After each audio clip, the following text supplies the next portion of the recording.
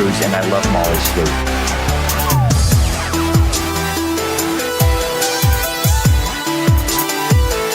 I am the eyes and ears of this institution.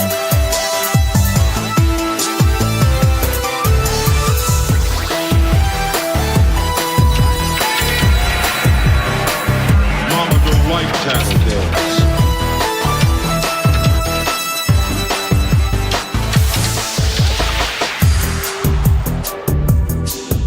Who knows? In 1,000 years, even you may be worth something.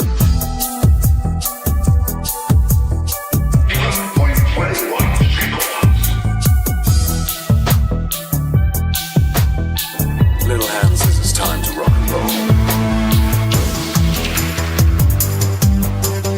Room for one more, honey.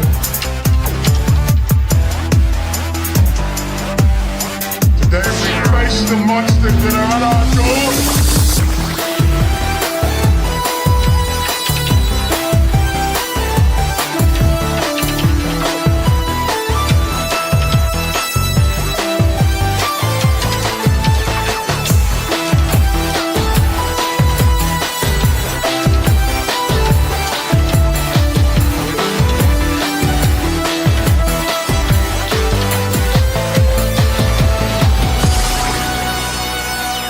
We live in overstimulated times.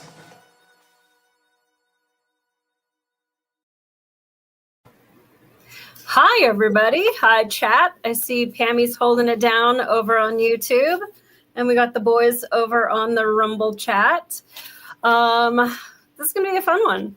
I am Molly Sleuth. I was a teenage goth girl. Can you tell? And then I was a cop for a while, and now I'm living the dream in the Midwest. And these are my friends. Why don't we go around, because Chris is going to start us off. Randy, Joe Black, who are you? Former Marine, ex-cop, met Molly in LAPD. Just happy to be here on a Friday. Thanks for the chat joining us. Love you to the audience. That is all. Rod, sporting the casual Thanksgiving scruff. I love it because you're always like so. Anyway, who are you? I'm just a dude living here, Texas, just wondering what's going on. Every day I sit down here at my computer and I wonder what's going to happen today. I just never know what to expect. It's just, it's driving me nuts. You sent me a really dark video today, and I was like, same, bro. Same. Yeah.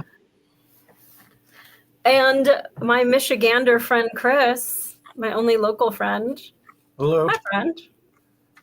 I'm Chris Leland. Don't have much to say. I'm your average low status male. I view all people on the face of the earth as my equal, but I also have a low opinion of myself. So there's that. Yeah. Yeah. I don't have much else to say. You better buck up, or I'm going to tell everybody what happened to you on Thanksgiving. Circle One's in the chat says the scruff looks good, Rod. So you guys will have to let me know. We put a 20-second buffer in, or our producer Ben put a 20-second buffer in to maybe not cut off the beginning of our super awesome intro. So you'll have to let me know if that worked. Was 20 seconds enough? Candace Owens, which we'll be getting into, has like a 3-minute buffer. And like 3 minutes ago, I was like pouring eggnog and like not even on this planet. Cheers. Okay, so Chris, you were going to start us off with your favorite, well, maybe not favorite news story of the week. Oh yeah, there was the shooting that happened on the 26th of December.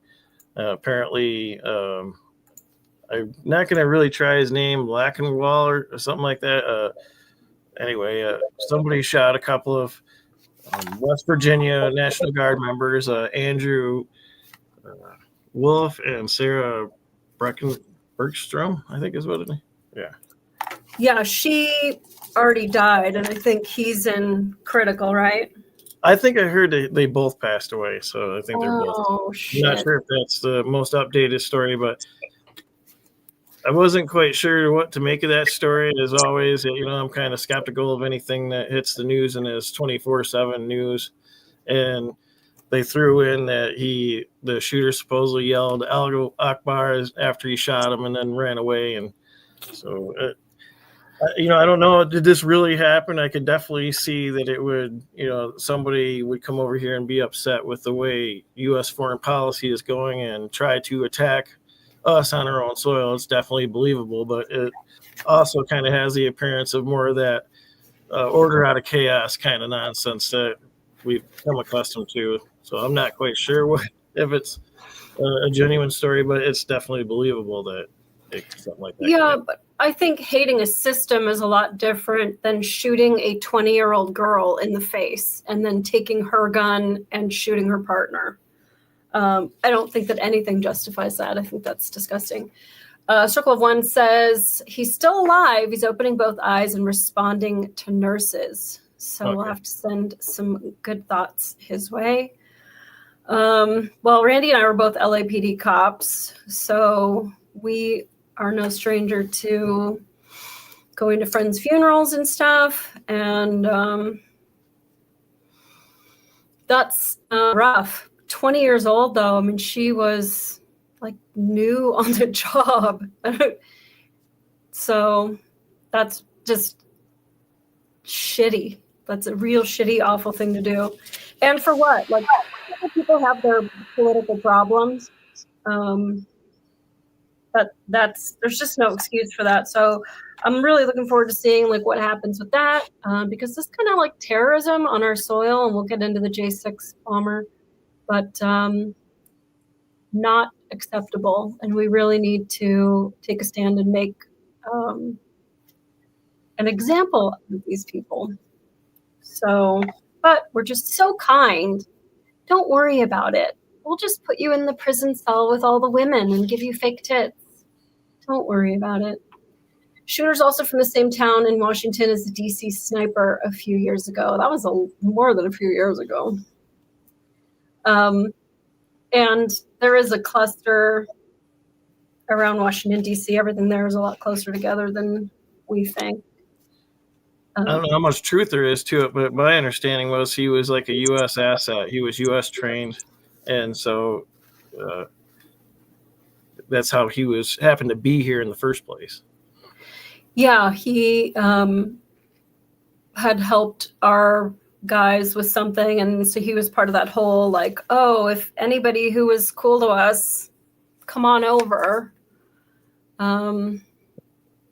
And I guess I kind of understand that in a way, because if you leave them there, they've been helping the U.S., they're going to be killed there. But then it's like, well, we're letting like the Taliban take over countries. So like, what do you like at some point you care, but you don't care. So no, Washington State. Oh, okay. Washington.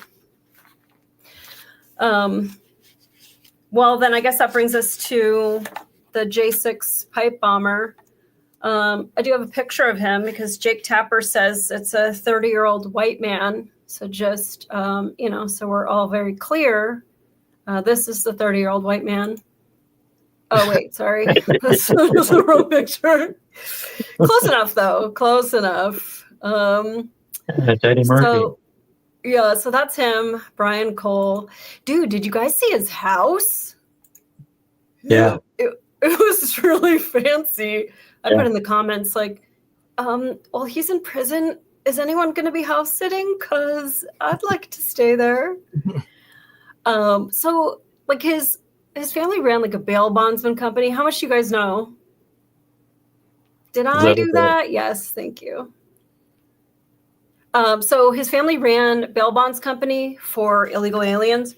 That's how they got all their money. And there must be a lot of money in it because this house was huge.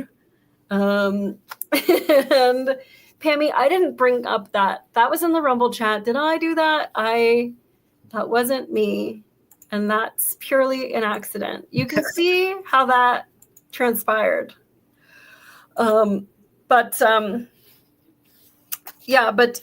more will be found out about him. But what I think is kind of interesting, at least because I was a detective and I have handled cold cases, Usually they give you cold cases when they don't like you very much because like they know that your case clearance rate's going to dive.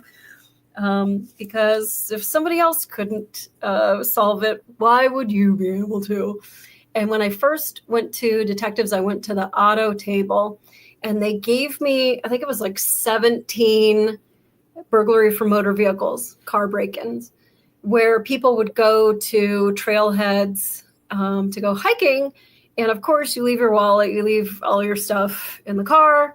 And so they would smash your window, take your credit cards, go to the nearest Target. Can I get a $400 iPad? Can I get another $400 iPad? Can I get another declined?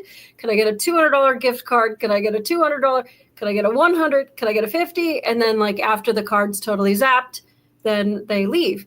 And it was this couple. I don't know how much I want to get into it, but he was in a gang. Yeah, I don't know how much I want to get into them because he did threaten my life, which is nice. It's always nice when you take accountability for why you've been placed in jail. But so nobody could ID them. They were doing crimes all over Southern California. And so I ID'd them, and it was the most like exhilarating thing because all these other detectives were trying to figure out who these motherfuckers were. And they're plain as day. I mean, they're not going into Target with masks or anything on. And of course, this was many years before the whole scamdemic anyway. Nobody wore masks. But I felt like I could do a cartwheel after I ID'd them and saw like booking photos of them, was like, yes, that's them. And then calling up all these other detectives. I'm going to take your case. I'm going to take your case so that I could present all of it to the prosecutor.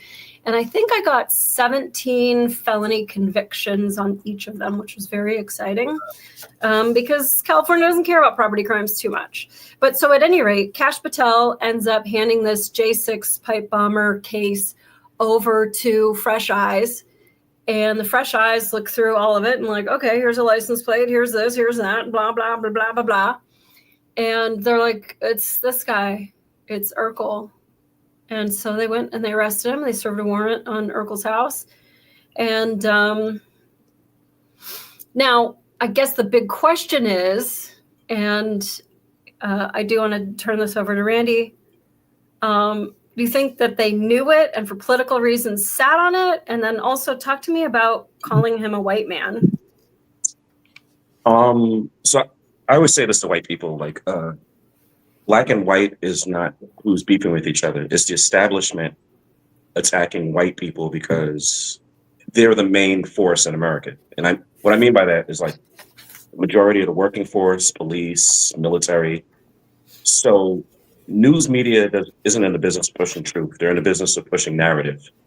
So who's the terrorist at this thing? It's got to be a white dude. Do I think they knew the skin color at the time?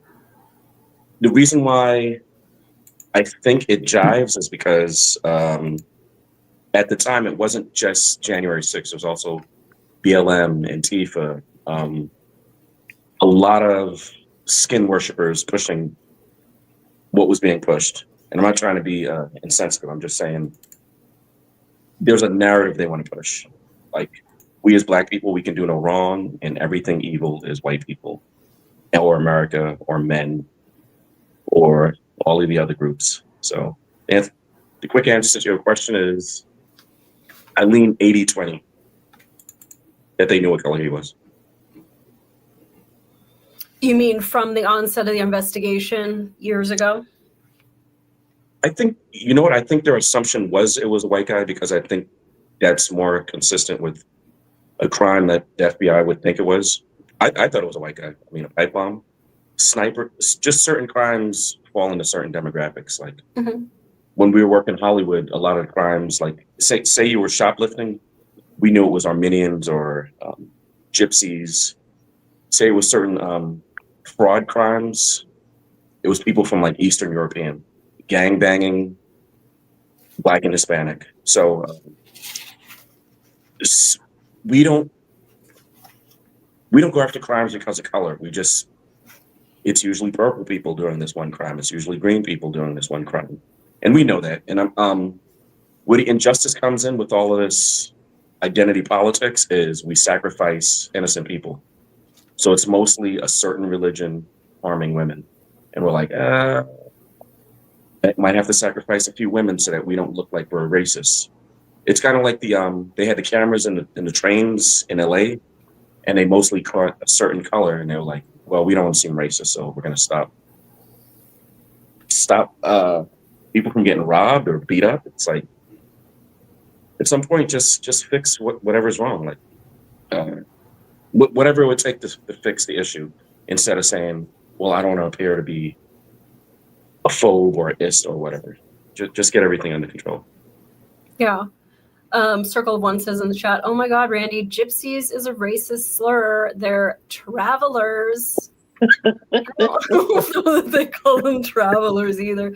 There's That's why I was like verbal there's a people. whole gypsy population in LA. I don't think, like, here in Michigan, now that I'm here, like, true white trash isn't really an LA thing to the level that Michigan has, like, gone hard on it.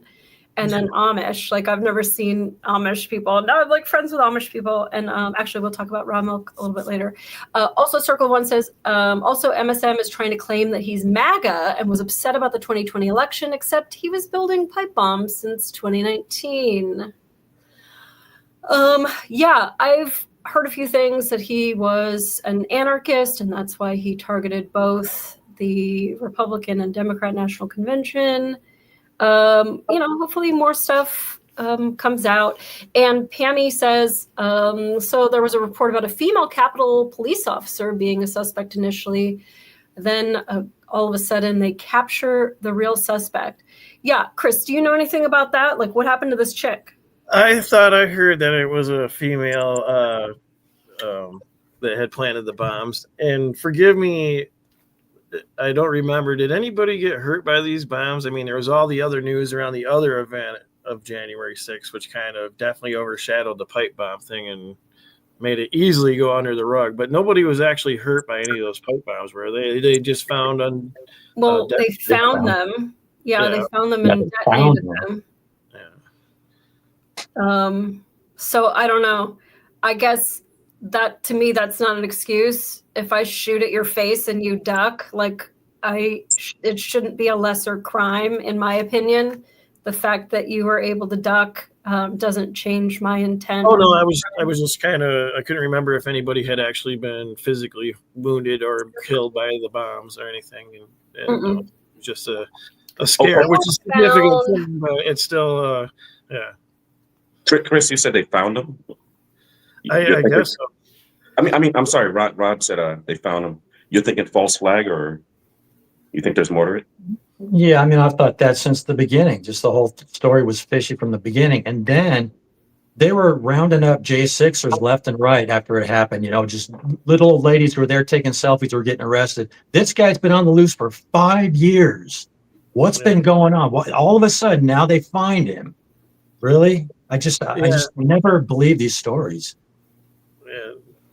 Good point. Yeah, but also there was, like, the guy had walked past Kamala Harris, was, like, in a vehicle, just, like, sitting in a driveway. There was, like, a whole weird angle to it, which was like, what's going on? Why is she sitting in a car? Like that? Yeah, one of the videos I saw, was supposedly this person, whoever the bomber was, planning a bomb in full view of a squad car, and the squad car basically didn't either see him or just turned an eye to it or something. But yeah, I remember that as well, and maybe I'm wrong, but I think I saw a video where after he planted it, he actually walked over to the police car and was having a conversation with the cop. Could very well be. Yeah, I knew there was something like that was out there. It was rather bizarre. Randy, just touch on your habits being an LAPD cop in a real city where shit happens. How often do you just sit in your fucking car? Maybe they were giving standout orders. We would call sitting in your car like sitting in a coffin or a hot box, or you're in the kill zone, because you're in this marked black and white with red and Christmas lights on the top of it, like you are a target. And then to go to Rod's point, they were using posts on social media.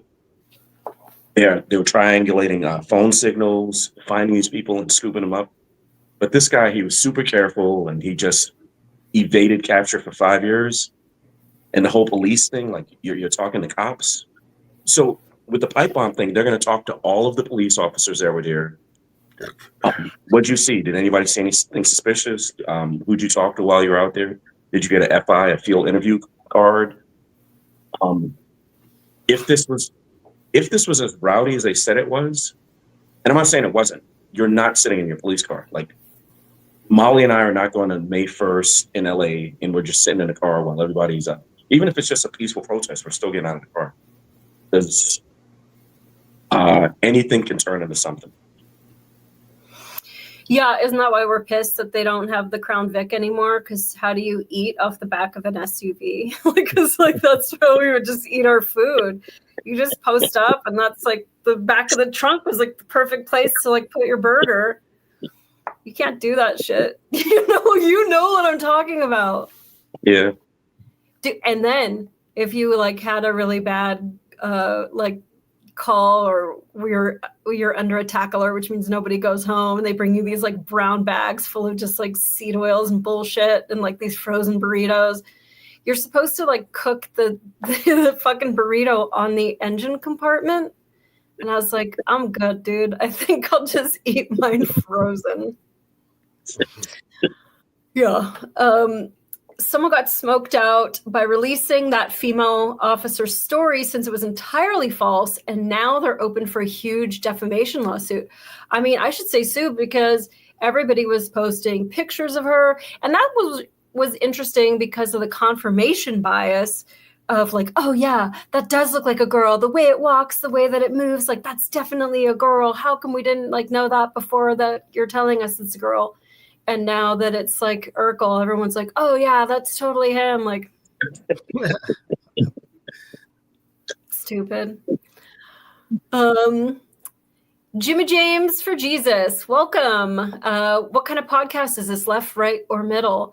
We like to just argue with each other. I think we're all kind of middle.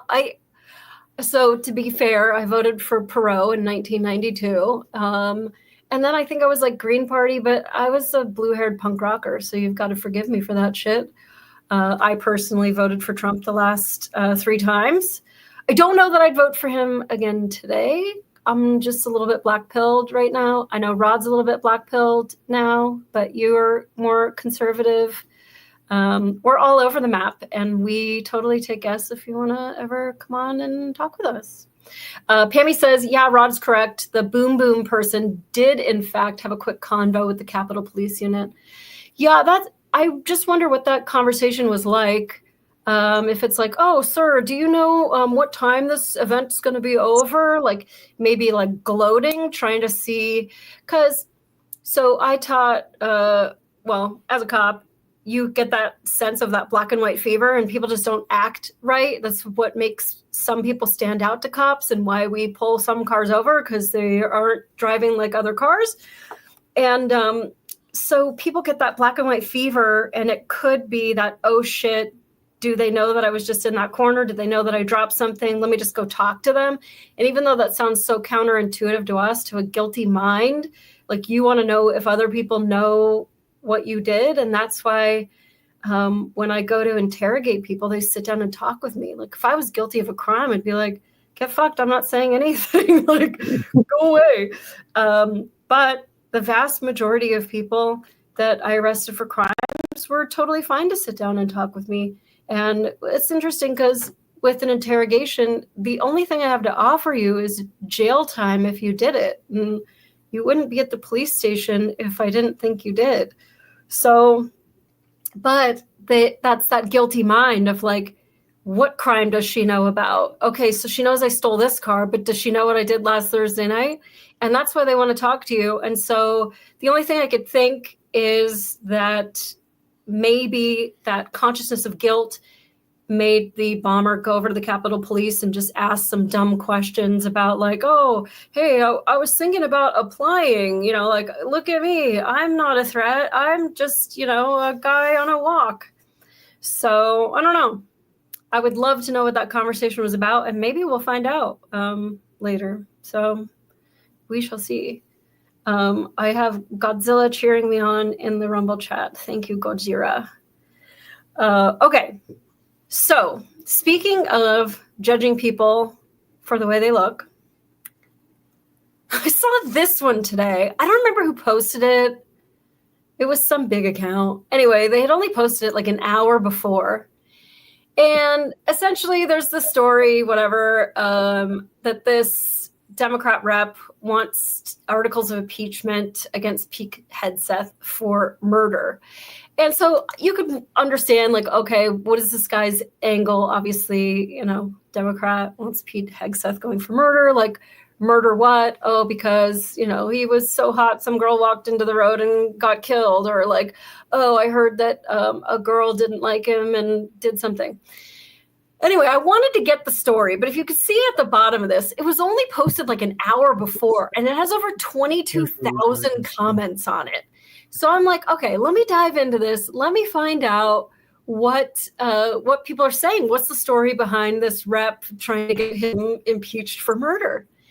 22,000 comments about this man's eyebrows. Like, that was it.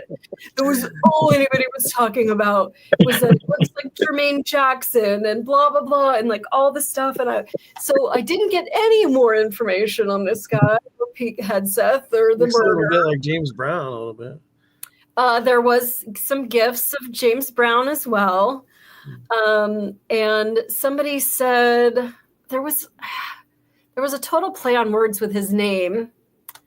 And I can't think of it now, but it was pretty funny. 22,000 people are just like, let me talk about his eyebrows. Like, yes, he pencils his fucking eyebrows. Yet, So cool. say, as a girl on this planet who also worked at a million beauty supplies in Hollywood growing up, the carpet needs to match the drapes, boys. If you have this color toupee on, cool. I love it. I love a toupee. I think it looks great. It looks very believable. It's real nice. But then if you don't have any eyelashes at all, it's incongruent. And that's why it looks so fake. Take the eyebrows out of it. Okay. Maybe he was making pipe bombs and blew them off. No eyelashes to support having that much hair left on top. And so a lot of guys do that. They will dye the hair, but they don't dye the eyebrows, and they've got real thin. Dan Bongino has real thin eyebrows, but he also doesn't have any hair on top. Anyway, you've got to do them all together and make the carpet match the drapes, boys. That's all I have to say about that. Okay. And then also going along with our photos, I want to transition into Candace Owens, and what better way than to show you kind of where it all started with Bridget McCrone. And oh shit, that's not her. Okay, so Bridget McCrone. But every time Candace posts this picture for Bridget McCrone, I pretty much die laughing. But yes, so Bridget McCrone started this whole thing. And so actually, you know, I love to make the stupidest thumbnails ever. This week's is very serious. But I had started this whole like punk rock Candace Owens thing. And then I was like, nah, I'm not going to do it. But I really appreciated it. Okay, so how much have you guys been watching of Candace, or what do you guys know? I don't get to watch her during the day because I got to work. But so all I see is like little clips here and there and stuff that you send to me. I do send you guys a lot of stuff. Sorry.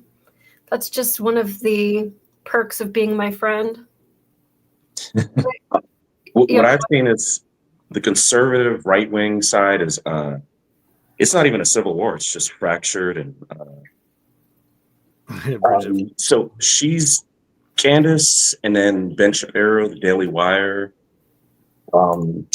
Steven Crowder, even Tim Pool was like super pissed at Candace Owens. Like he was cursing and calling her a scumbag, and that got so ugly. Oh yeah, and Candace got real petty. I think it was yesterday.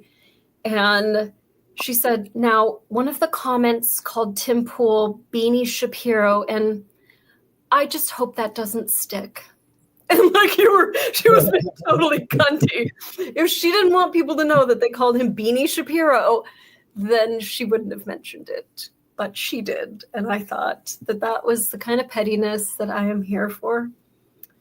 Yeah, there's a lot of people really freaking out over her right now, which is, it's sad and it's also interesting. It's like they're blaming her for division right now. And she's been the only one that has been, well, she's been the most vocal about truth, justice, and the American way. Like, I'm just asking questions. That's it. Here's the thing. The four of us are arguing about what to eat tonight, and there's a dinosaur outside. We've seen from 2020 to 24 what's at risk. So I think it has to be unity against what could possibly happen to this country. I mean, I can just say that if I was smoked in front of the whole world, I would hope that somebody was my friend in that way, to that degree. Oh, I'm not blaming Candace. I'm just saying, like, this division is probably causing you to be black-pilled. It's causing me to be confused. I think Rod is black-pilled, and Chris, I'm not sure where he stands on all of this, but it super bothers me. Like, you finally get the country away from these crazies, and it's, hey, let's fight. Yeah, Chris, where are you at? Are you foil-pilled? I'm not sure. I think probably black-pilled. I don't necessarily think that category fits me, though, because my understanding of black-pilled is sort of like it's almost hopeless, and I don't feel hopeless, but I do see the current situation is completely messed up, and I don't know if it's too early to talk about, like, the TDS and the kind of things that go along around Thanksgiving and the holidays and that kind of thing. But yeah, I don't see that, like, I don't think our vote really matters all that much. I don't think that the elite really give a shit about what we think. And so, like, all that kind of stuff just sort of noise to me.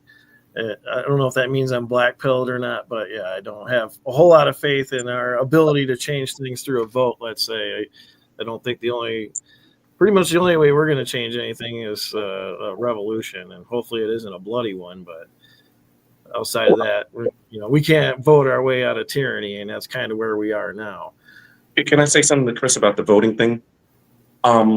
They might cheat with it, or it might not count, or whatever, but it does take the temperature of the country. Like, are you on the side that thinks men can get pregnant, or are you pro-American?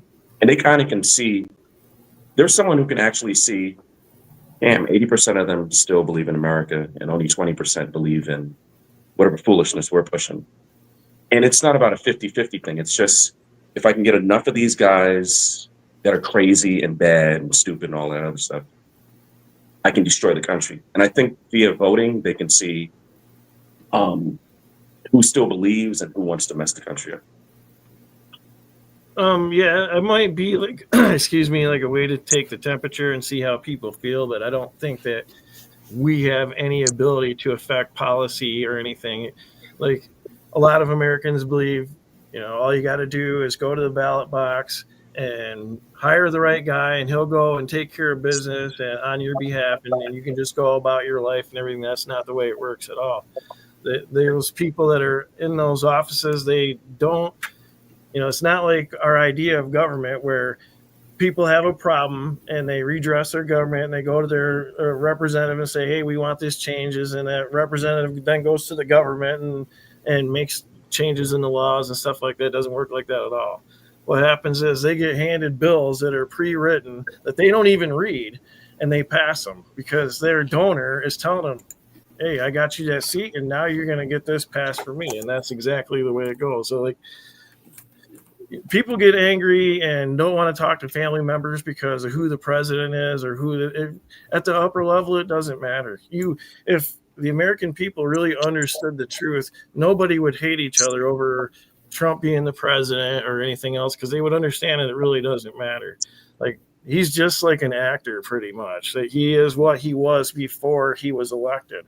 He's a reality show actor. He has no real power, or or anything. Like, his first time. It seemed like he did for a while, though, and then it seemed like something happened that neutered him. And I think, like, I was so gung-ho for him, and then I think the turning point for me was like, Jeffrey Epstein, are we still talking about that guy? Like, daggers in my heart. Like, what do you mean? Like, yeah, Well, we for me, are. like, it was right away. I think one of the very first things he did was start his Project Genesis or whatever it is, where he basically gave a ton of money to all these AI companies and wrote a law that said, hey, you can't interfere with the way this is going to go for 10 years. And, just gave the tech bros all this money and freedom to do whatever they want.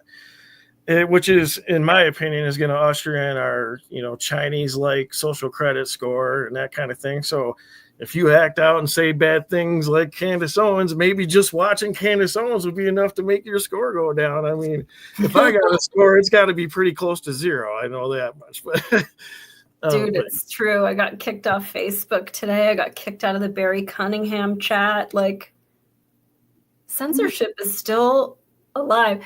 Rod, you like that I got kicked out of the chat. You love my misery. I want to know how you got kicked out of Barry Cunningham's chat. Because I was not spreading misinformation. I was being a good girl. Okay, first I want to get to Jimmy James real quick. Historically, there have always been 2 kingdoms on earth, the left and the right. The left inherently has always been known as evil, and the right has been the side for good, Satan versus God, the creator. In the past, in strict religious schools, they would correct children to write with their right hand if they were using their left hand.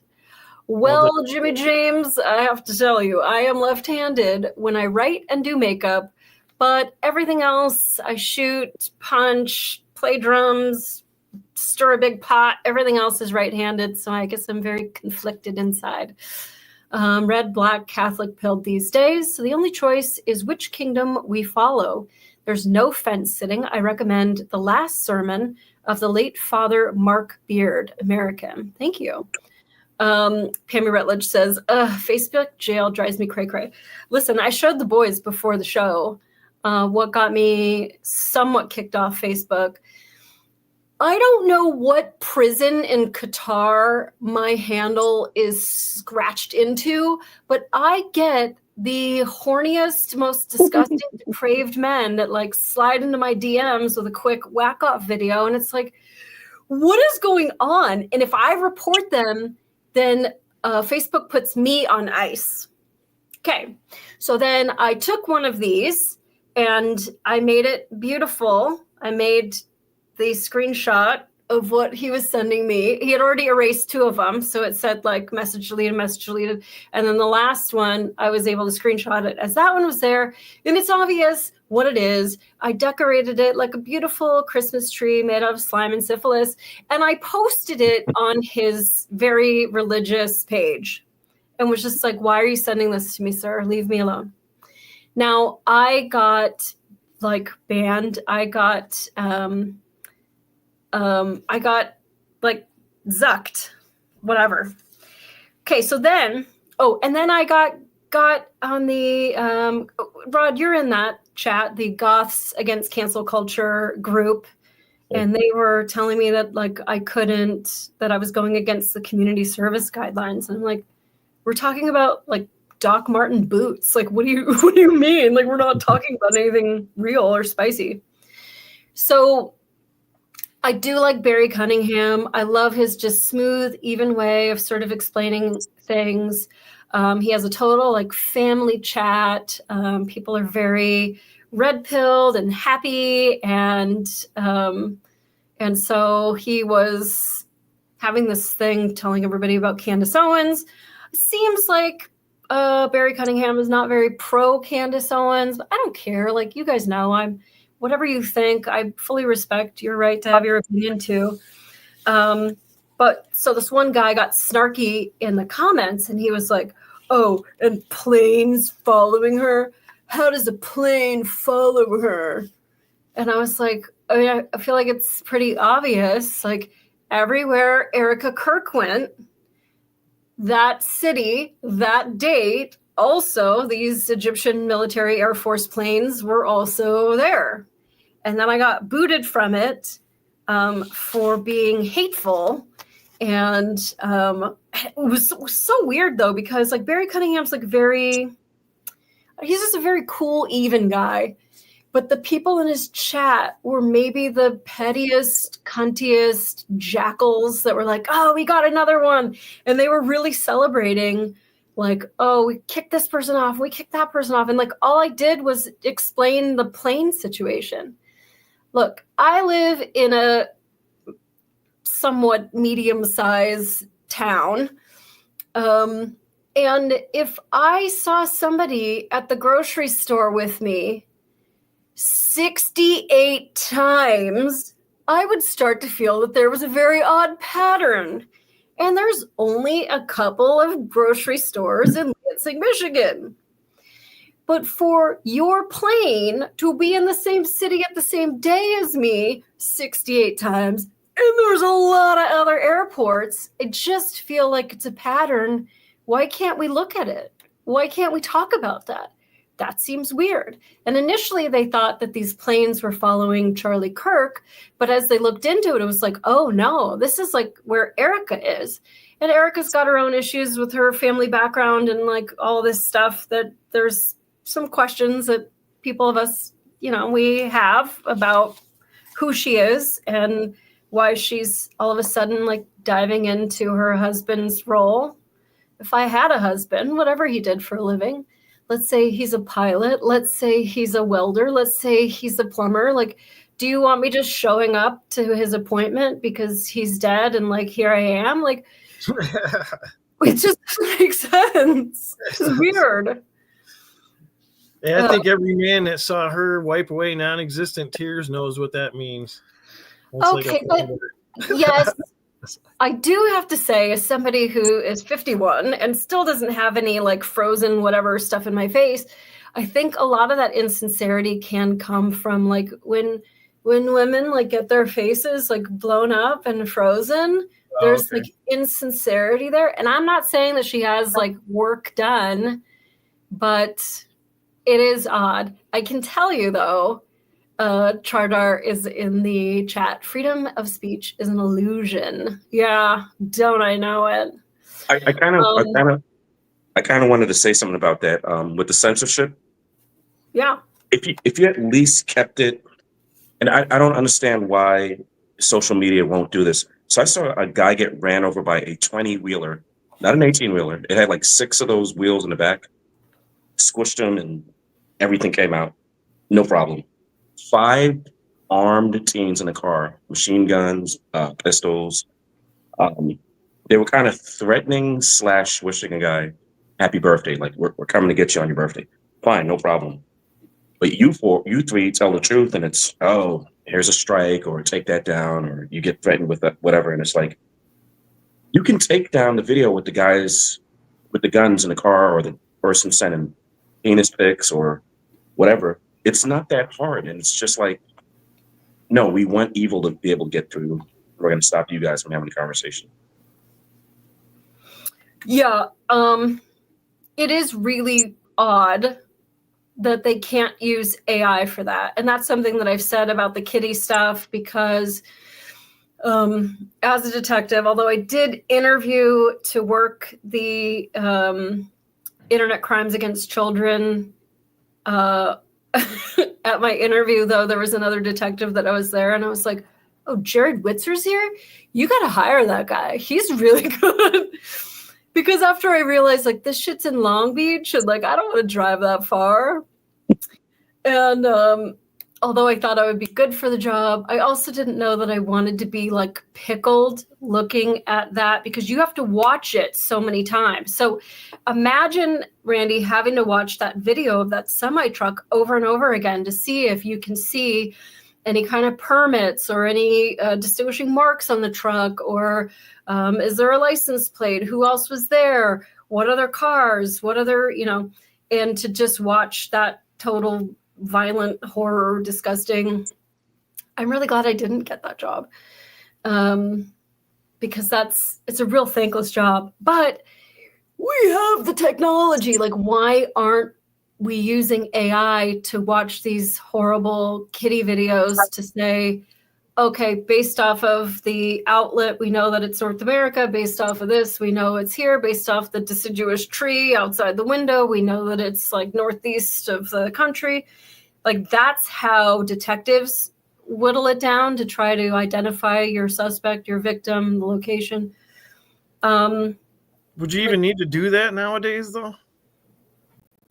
It doesn't seem like you would, because even with a VPN or any other sneaky way that you want to do it, there is virtually no way to hide what you're doing. You can't. Your internet provider and everybody in between you and that thing is getting a record of everything you do.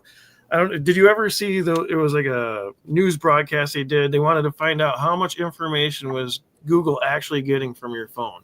And so they set up this thing called a shark that's supposed to act like a cell tower. And this way they could scan everything that phone was sending to Google, and they could look at it on the computer. And it's literally like saying everything like closing door, flushing toilet, washing hands. Like, it's recording every sound, anything it can pick up. It's like putting that, like, so there is no anonymity online at all. Even if you pay for a service that supposedly gives you anonymity, you don't have anonymity. And I think it's been adjudicated 3 times in the Supreme Court, where they have basically said that the internet is a public space and you have no reasonable expectation of privacy on the internet whatsoever. I mean, pretty much everybody that when you get on your phone and you do any little stupid game, if you read the boilerplate on there where, the agreement and everything to use the game, they are looking at your text messages and your phone calls, and they can turn your camera on whenever they want. That's the kind of basic level entry shit that you give a game that you play, let alone Facebook or Google or anything else, so there really isn't any, you can't hide. And I don't know how the hell they can't just scoop all these fuckers up. Seems like they should be able to. Yeah, I think that's just a flood of information, though. The vast majority of us aren't making that kind of content, and yet they're wasting their data and their AI with how many times I close the door and flush the toilet. Right. The data is just too big to whittle it down. I do think that for these IP addresses that are sharing this shit, that the network providers should be put in a timeout until they figure it out. But then that's very Big Brother, though, because then is it the job of your network provider to be looking at everything you buy online, every image you share online? Well, they do for marketing. Giving them too much power. What were you saying, Rob? I saw a satellite image of the United States the other day, and it was completely red. The entire country was red, and it was red because it was covered with these little red dots all over the country. And every one of those little red dots was a location where someone had downloaded or sent child stuff. The entire country was red with these dots. Even the Pentagon. Oh, I don't doubt that at all. Like, how?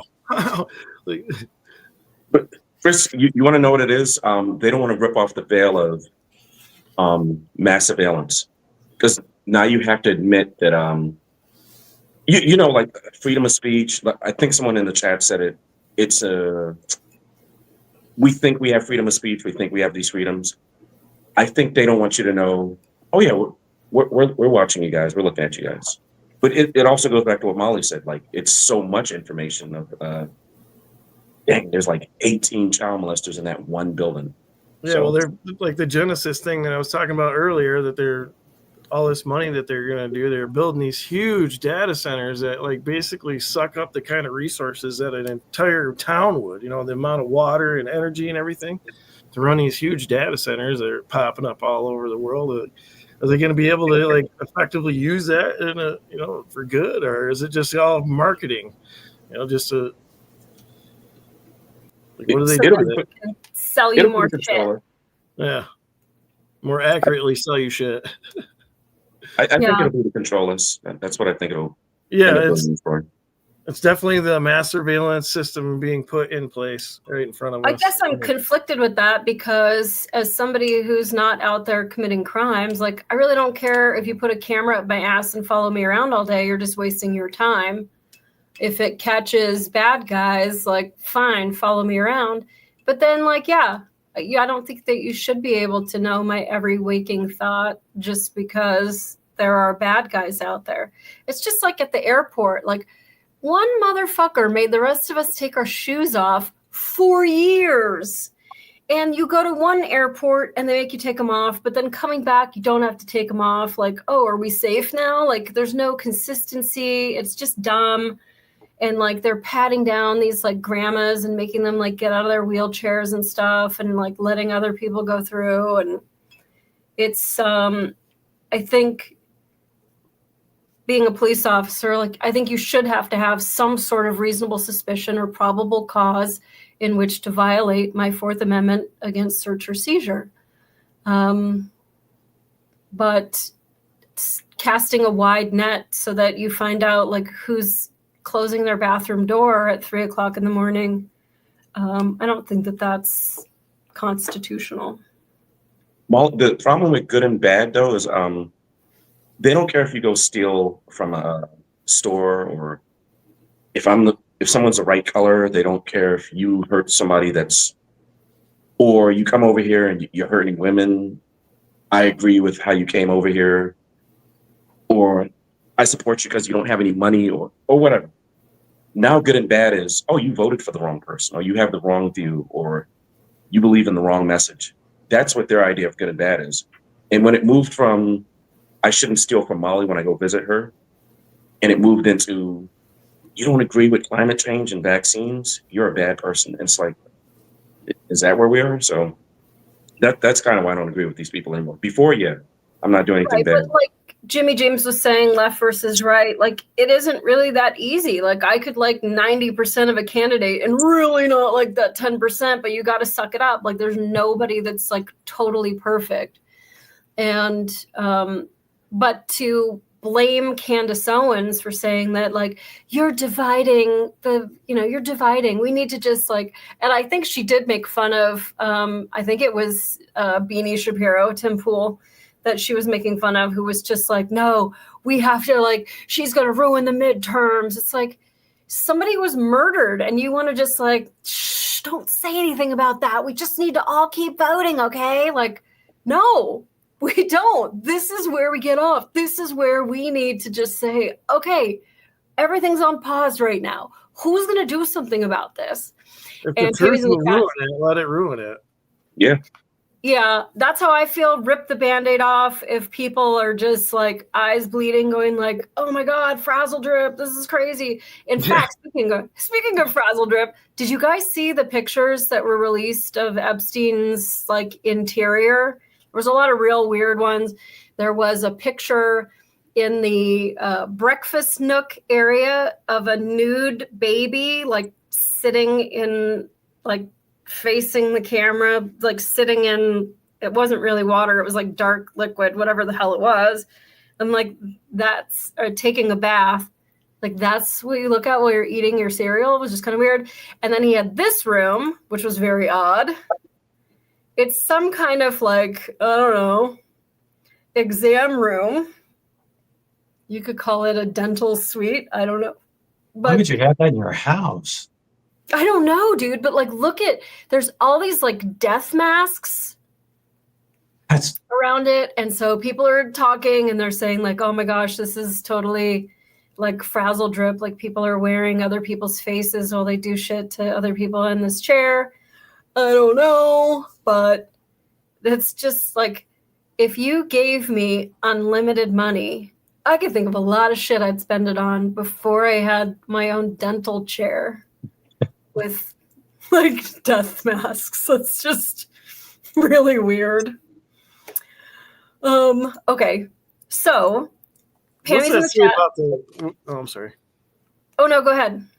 I was gonna say, what does that say about the world we live in when these type of people seem to be elevated? It's really weird.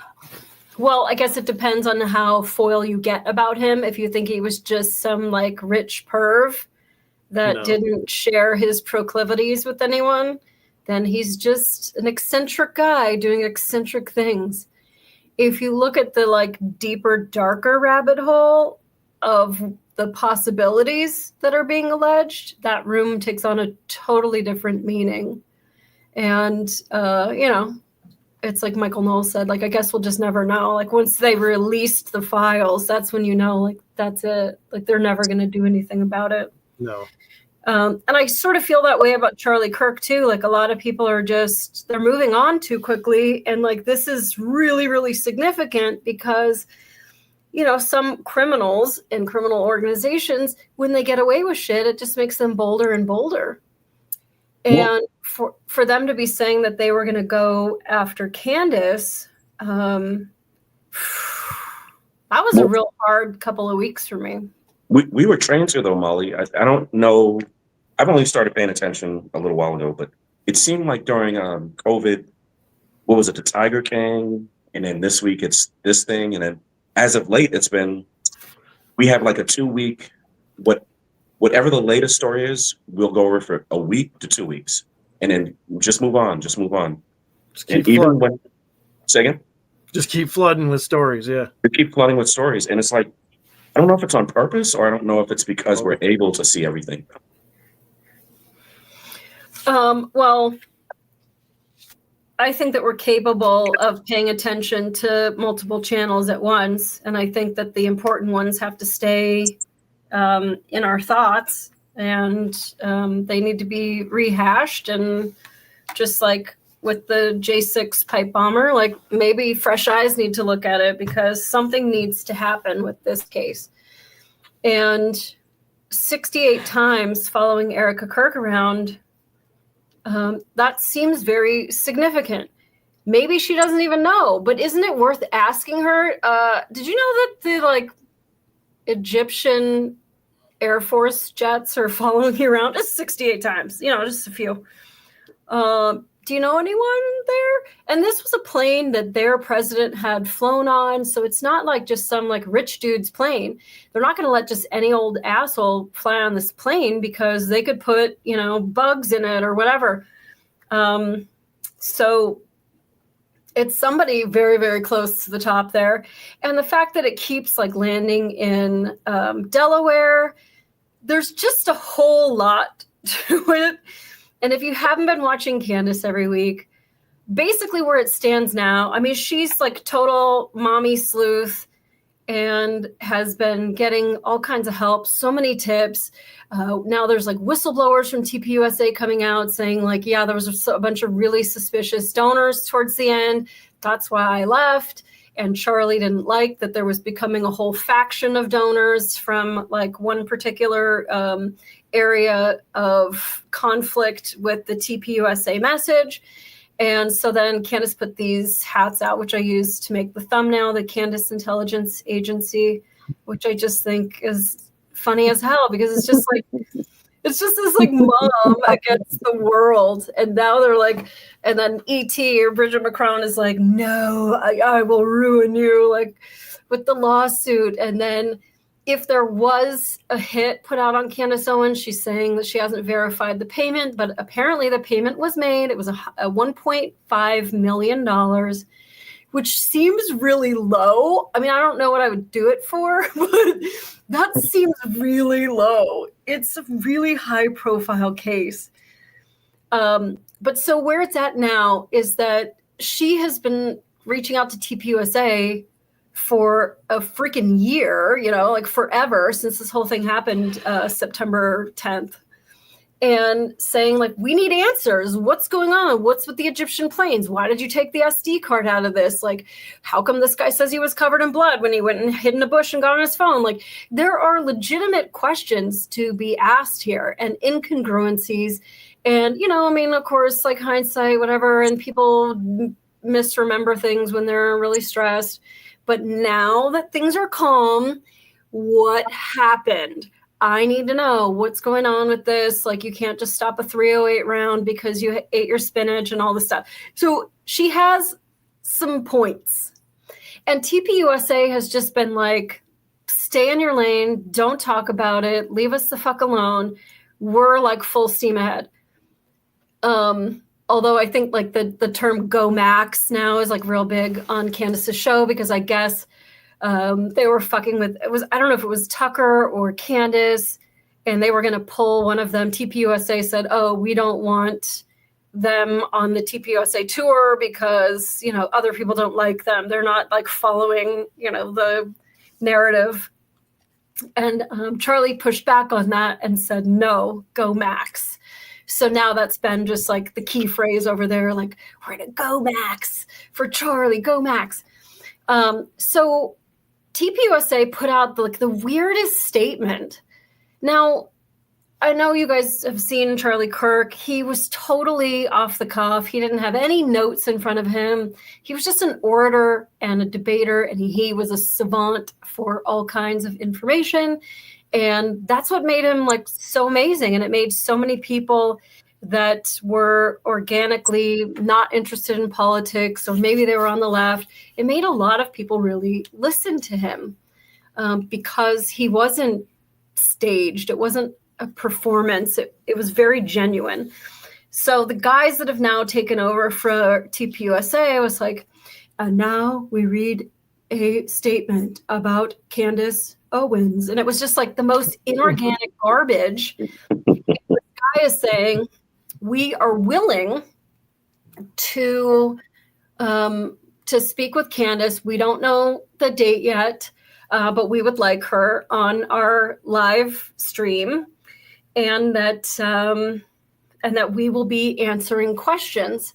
Then they came out with like a whole litany of shit where they said Candace lied about this, that, and the other. Now, I have been watching like everything. I just can't like get my eyes off of it.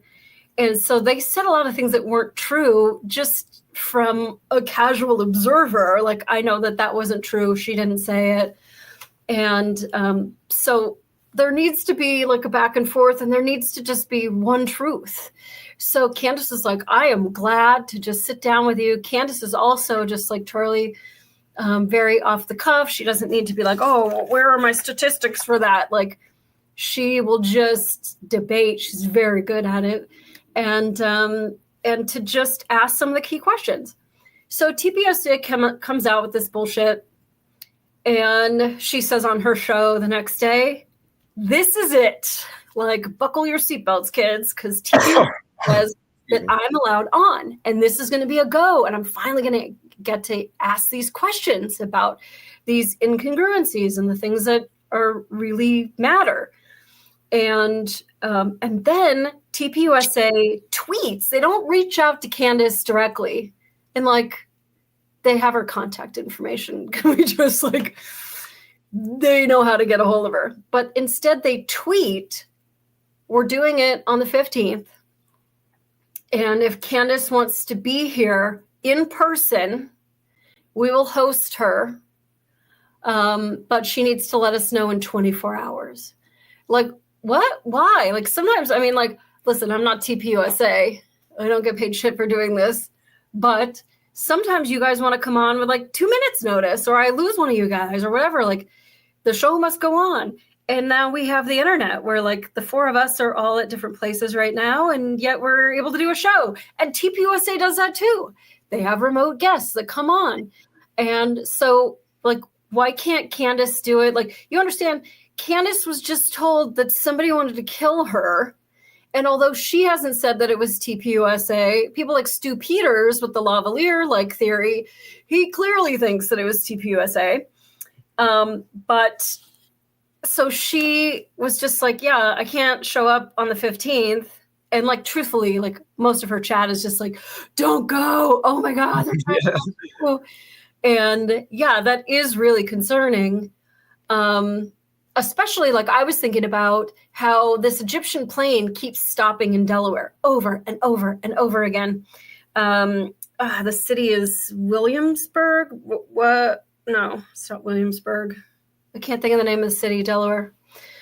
Somebody in the chat will know. But it kept stopping in Delaware in this one town. And like that one town is like basically owned by the French, and it has ties to the Macrones, and the Macrones were suing her from the state of Delaware, which they don't have any real connection to, we thought. And Candace certainly doesn't have any connection to Delaware, but it's like they want to get her to Delaware for this. But like, you're also saying we're going to kill you. And like, if the French, there's this whole thing, Candace kind of goes through it, and so does Cancel Ian Carroll. He's been really cool about like showing the flights and stuff. But if the French and everybody has all these connections in Delaware, and you're trying to get Candace Owens, like the best place to do it would be to like get her off balance, where she doesn't, you know, have all the support that she normally has. And this was something Rod and I talked about maybe like a week ago, because she was silent until like Monday of this week. And I was just so scared that maybe like something had happened to her and they just weren't telling us. And like, where would you go? Like, you have 4 little fucking kids, and like, forget the fact that like you don't like what she's saying as a human being. Like this, they're targeting a mom who just like talks shit on the internet. I don't know, that to me, that was like the worst part of it for me, was just like thinking about her, and like, you can't trust anyone. Like you can't go anywhere. You can't drop the kids off with family because you don't know who's compromised. And they said that the government was compromised. And like, that would just be like the loneliest, most screwed up. Like in a way, they did kill her because she didn't do her show for a week. And there was just a whole reset of like, what now? Like, what would we do if we lost Candace also? Because I've kind of watched her early on from the beginning, and especially with the Macron thing, she kind of knew from the onset that this was going to bring her a lot of trouble. And, you know, she's said throughout that she was kind of fearless, and I sort of do believe her that she does kind of have that fearless attitude, but it's very real danger. That's, you know, anybody that thinks that that isn't a real thing and a real threat, or you're wrong, because they've already killed a few people. So, you know, but if they tried to, that would be a really, really, really bad move for them if they did kill her. It would. This is why I say globalism is bad. It's all of these different connections. What do you have on me? And oh, so and so's married to a man, and I have a plane, and this person. If you can get them to land here, I can take them out. And people are like, well, don't you think we just should come together as no, all cultures are not equal. There are cultures that are like, oh, we're going to do these horrible things to women, and we don't like black people, or we don't like white people. So no, we have borders. You can stay where you're at and do whatever you want to your populace. Don't come over here and try and shut down free speech and all that other stuff. The other thing I wanted to bring up was we're at an edge point. Like, we're not getting a return on investment. And when I say we, I mean the elites. Like, your buildings are empty. You charge us way too much. And it's like, you guys can stop now and just take those trillions of dollars you made and just go, I don't know, do something else. So I asked myself, like, what is it you're doing? Are you trying to destroy us? You're trying to control us? So that's why I don't say I'm black pill. I say I'm confused, because it's like, what now? Yeah, I haven't given up. I'm not doom and gloom, but I'm also not like, yay, just turn that frown upside down. Trust the plan. Like, it's coming. Trust what's coming. Like, no, we got to do something. Like, I kind of think this is the start, Randy, is that people talking to each other that aren't necessarily have the same opinions or from the same backgrounds and communicate, because that seems to be what their power is. They don't want us talking to each other. They don't want us coming together. They don't want us to see the common between each other. They just want to work at the edges of any little, that's what critical theory is to find any difference between a group and drive a wedge in there. And you can split that along many different lines. It doesn't have to be necessarily color or skin. It could be religious background, ethnic makeup, where you're from in the world, language, hair, straightness, curliness, all that kind of, wherever you can find a difference in people and split them apart. That's how they work at it. And that's pretty much what it all is, to me. the whole George Floyd riots and all that kind of thing, and now the shooting and screaming "Al Akbar." So let's be afraid of all these immigrants over here. And to me, it's a way to get the populace to beg for martial law. You want the right to say you need to crack down on these people and bust these people and get rid of the immigrants and get rid of all these people. And then the other side, you had what we had during the Biden administration, where they're putting people in jail for wrong think and all kinds of stuff. And so they're working you from, it's, pun intended, good cop, bad cop, where they're kind of just working you into this thing and pushing you into this idea that they want. And, Chris, I'm with you. I don't like seeing military vehicles driving up and down the street. And it's kind of like, well, let's let people do whatever they want. And then when it gets super bad, now we have tanks being police cars. And it goes to what you're saying. It's like, oh, now we have a reason for all of this control. Yeah. And it's only a matter of time before you get another situation where it's like, we're going to send a tank to your house for wrong think. It's like, are you serious? And my whole family's immigrants, so it's not, oh, send them away, get rid of them. But if you come here and you're screaming death to America or any of this other nonsense that these idiots in this country are telling these people to say, all you guys can leave. And I mean, people are like, oh, they're sending American citizens away. I would, never mind. I was going to say something that was going to get me in trouble about Americans. Well, if you're you hate America, go there. That's what that's the way you feel. And I'm talking about Americans. But there's Americans doing it too. We've had That's all these recent ones of like these women like pouring drinks on cops that are making arrests and stuff. It's like, what the hell? Like, people are just rabid savages. I don't like, how did this happen? How did we have like no impulse control? Molly, I've traveled recently. We have it so good here. I think I said this on one of the other shows. When you're a wife getting dropped off at some random dude's house so you guys can pay the rent, that's not a country you want to live in. So my latte being a little bit lukewarm is, and I get it, we do have some serious problems that we're discussing on here.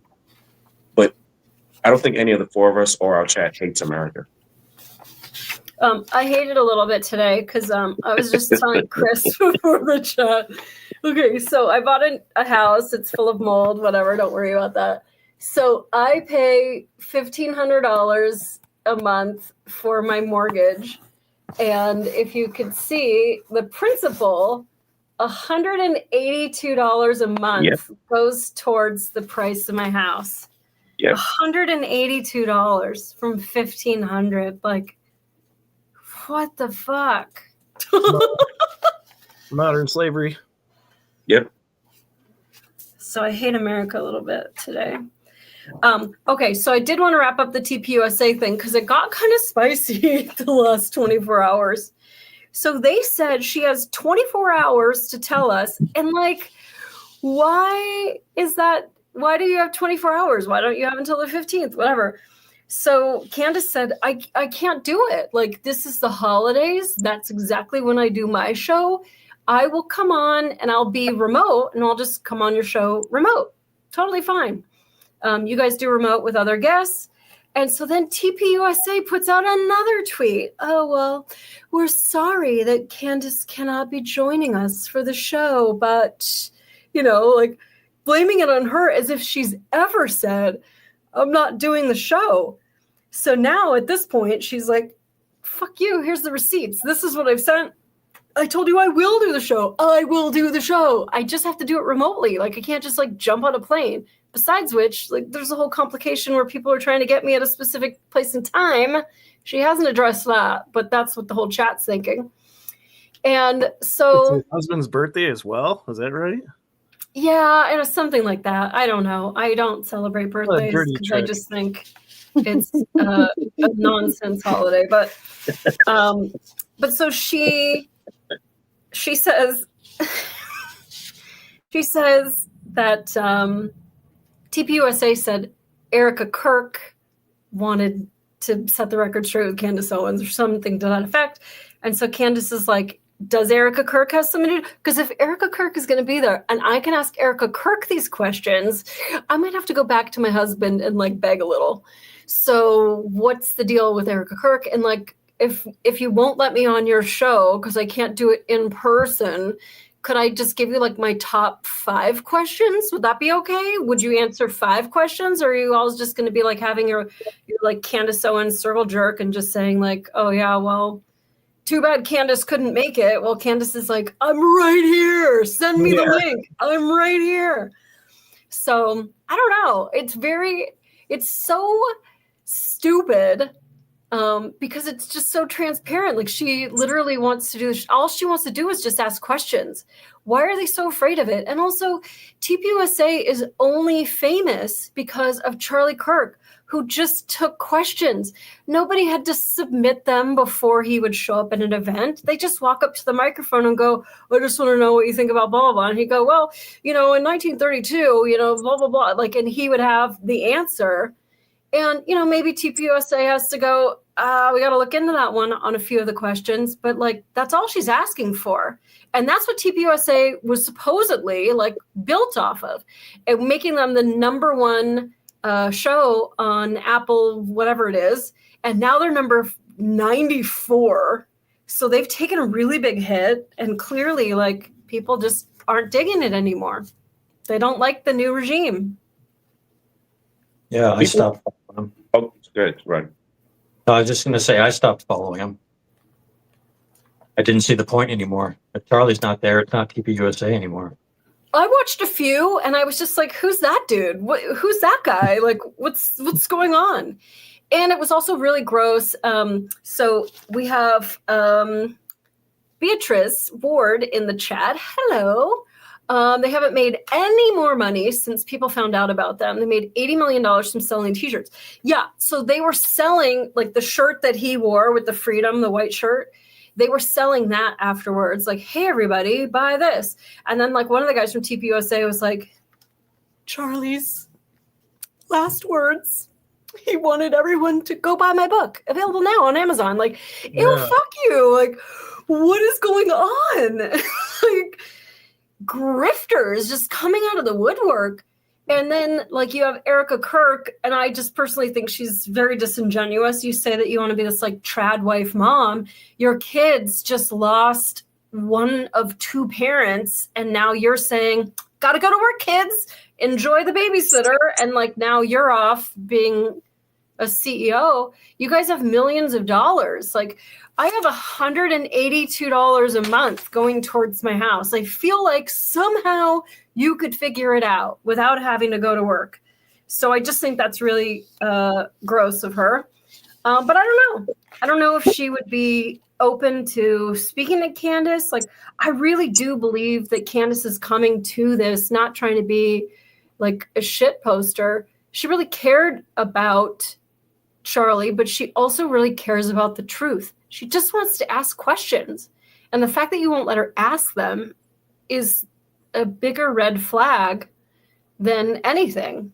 I mean, you're saying that Candace is saying like that TPUSA had something to do with the cover up, but like you're literally not letting her come on the show and ask questions. Yeah. They just want to beat up on their straw man. They don't want to have to actually face a real debate. They want to be able to pose their own questions and knock them down and make it, a silly argument when really she could give them a good argument.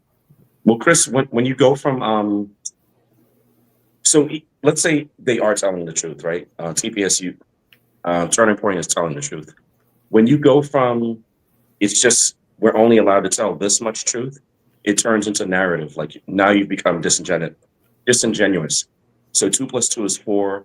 Well, what about these planes? Well, I don't want to talk about that. So now you become CNN or you become MSNBC.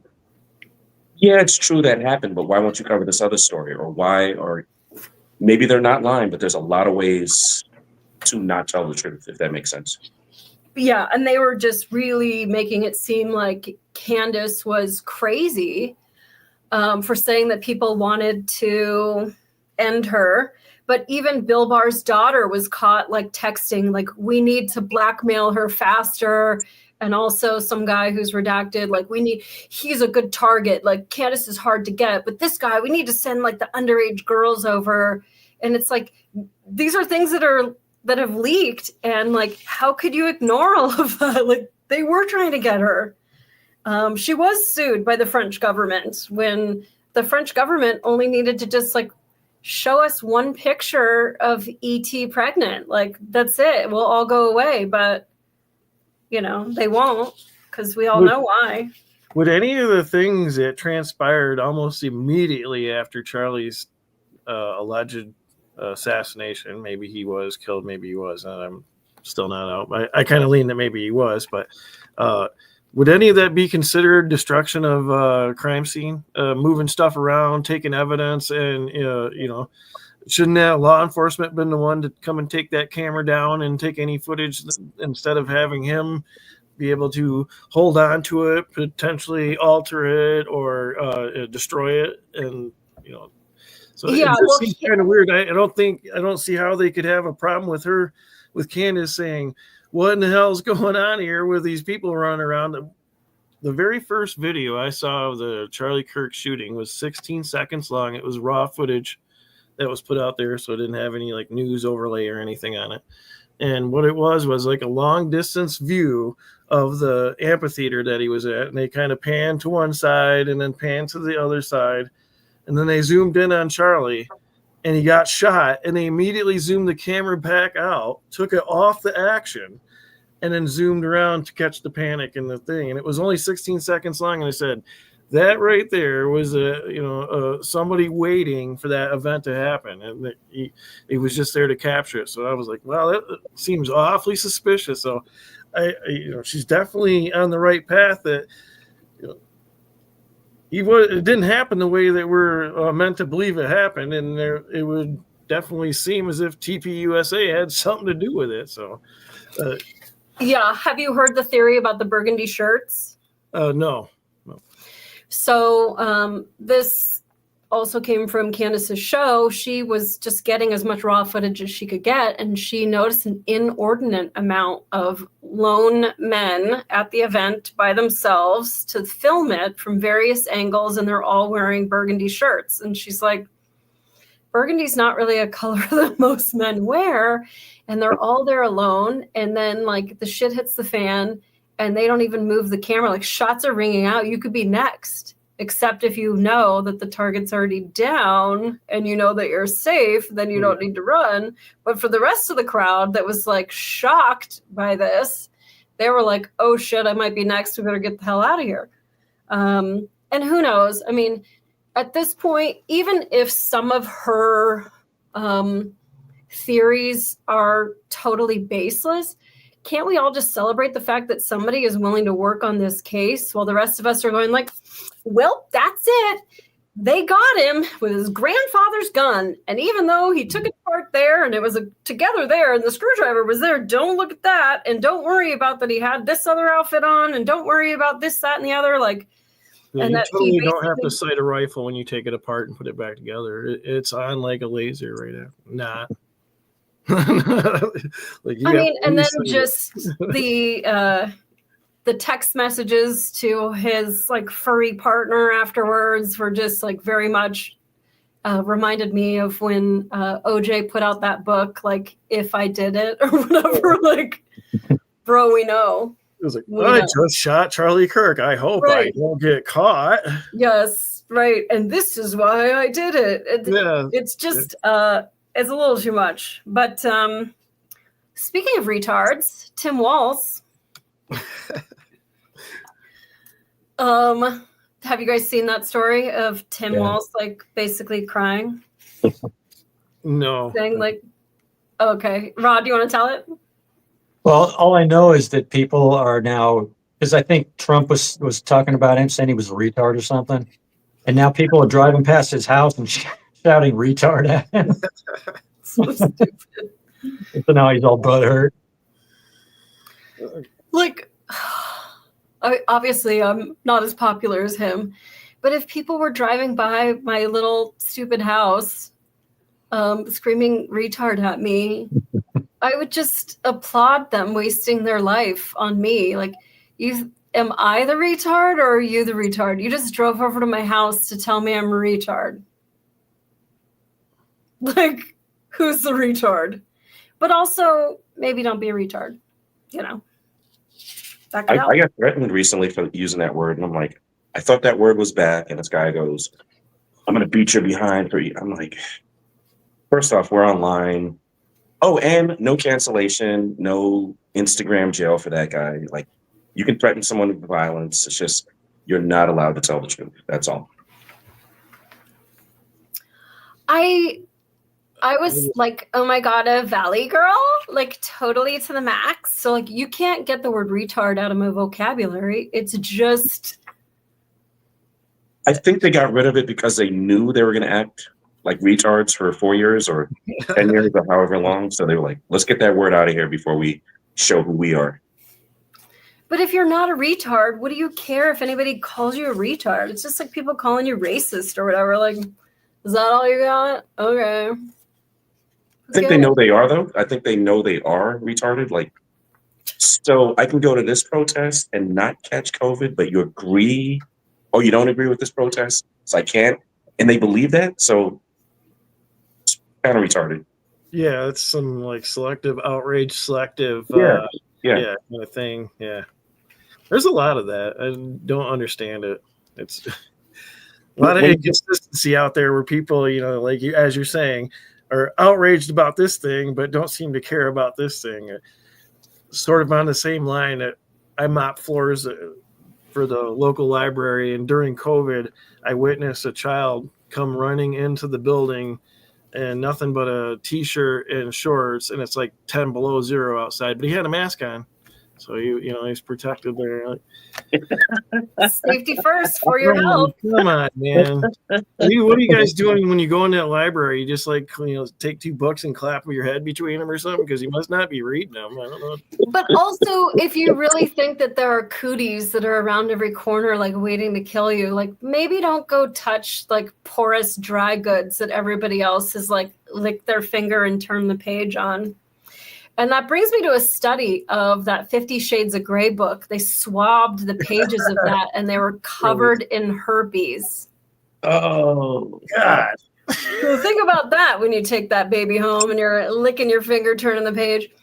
Circle of One says, what kind of retard thinks complaining about being called a retard will make people stop calling you a retard? That sounded like some Kamala Harris, like circular stuff going on. They got rid of the word for a while, though. I mean, we weren't using it. It just recently came back. So it's funny because I'm in those groups on Facebook, the conservative goth group and the conservative punk group, and every once in a while, one of these leftist idiots will come in there and start talking a bunch of nonsense, and then they'll get booted out of the group, and then they go running back to all their friends and tell them, oh, look at what happened to me over there. They think they're supposedly conservative and all about free speech, but they kicked me out. There's nothing punk about, canceling people. And I'm like, you're an idiot, dude. What did you and all your friends do for the last 10 years? You've been canceling everybody. Yeah. They're so stupid. They are retarded. They're definitely retarded. Yeah, so you're talking about the punk rock conservatives group and the goths against cancel culture. They're both really good groups, and they're both growing quite a bit, which is really exciting. And yeah, I've seen an inordinate number of those people come in and just like their like craziness on the chat, and it's like, do you like look into homes and go like, oh, there's a birthday party going on in there. What flavor is the cake? I got to tell everybody about this. That kind of cake is disgusting. Like, just move on, dude. Like, you don't have to be here. Like, we're having a party. It's all good and good fun. And if you don't like the cake, the free cake that we are serving, then go to another party. It's very odd that people interject themselves just to be contrarian assholes. But I came from the city of Los Angeles. So it's not. Well, Molly, to what Rod said, they deny. We never said defund the police. We didn't have open borders. There was no cancel culture going on. And I'm like, you guys make me feel like I'm crazy. Like maybe I've been doing drugs talking to you. Like you don't think you said and did any of this stuff? as a gaslighting and no accountability on top of it, just to be able to, I don't know what kind of sociopathic behavior it is to do something and turn around and I didn't do that. Bullshit. Everybody just saw you do. What do you mean you didn't do that? But yeah. Exactly. In fact, there was a video that I just saw a couple days ago, and I don't know, I was trying to find it because there was, unfortunately, when I looked at like woman spills or pours drink on cops, there were like a lot of stories, North Carolina, Vegas, and all over. And I didn't see the one that I just saw like 2 days ago, so I don't know when this one happened. But there's like a dog pile, Randy, you've got a combative suspect and you get a leg and I get an arm. And at some point we're going to hopefully get this guy handcuffed so we can dust him off and take him off to jail. And this fucking Karen comes over with a big cup of whatever she had and just like poured it on all of them.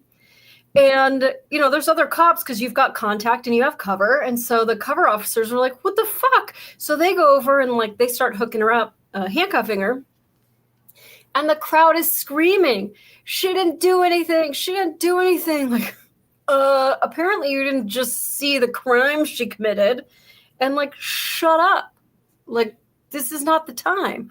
Also, when there's like a dog pile going on, like that's officer safety. And for you to pour that liquid, whatever it was, on the police officers, like, all they can do is like hold on to the guy harder, or like you're not helping the guy at the bottom of the dog pile is what I mean to say. When you pour shit on cops that are already in a frantic state of trying to like get this guy into custody who is clearly fighting, or you wouldn't have 4 people on him, you're not doing any favors to the guy who's struggling on the bottom of the dog pile. You're making it worse for him. Yeah, he's going. Why go too, dummy?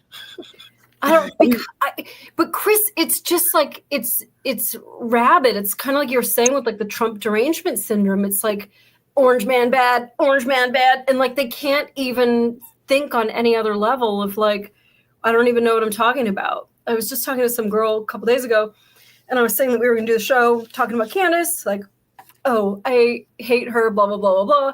But then it turns out she's never watched an episode ever.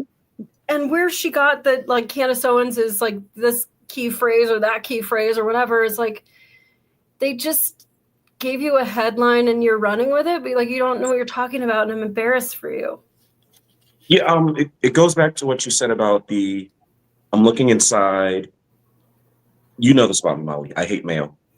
Oh, none of the 3 of you should have mayo ever again. It's like, so that's number 1. Number 2 is, you don't know what that guy did.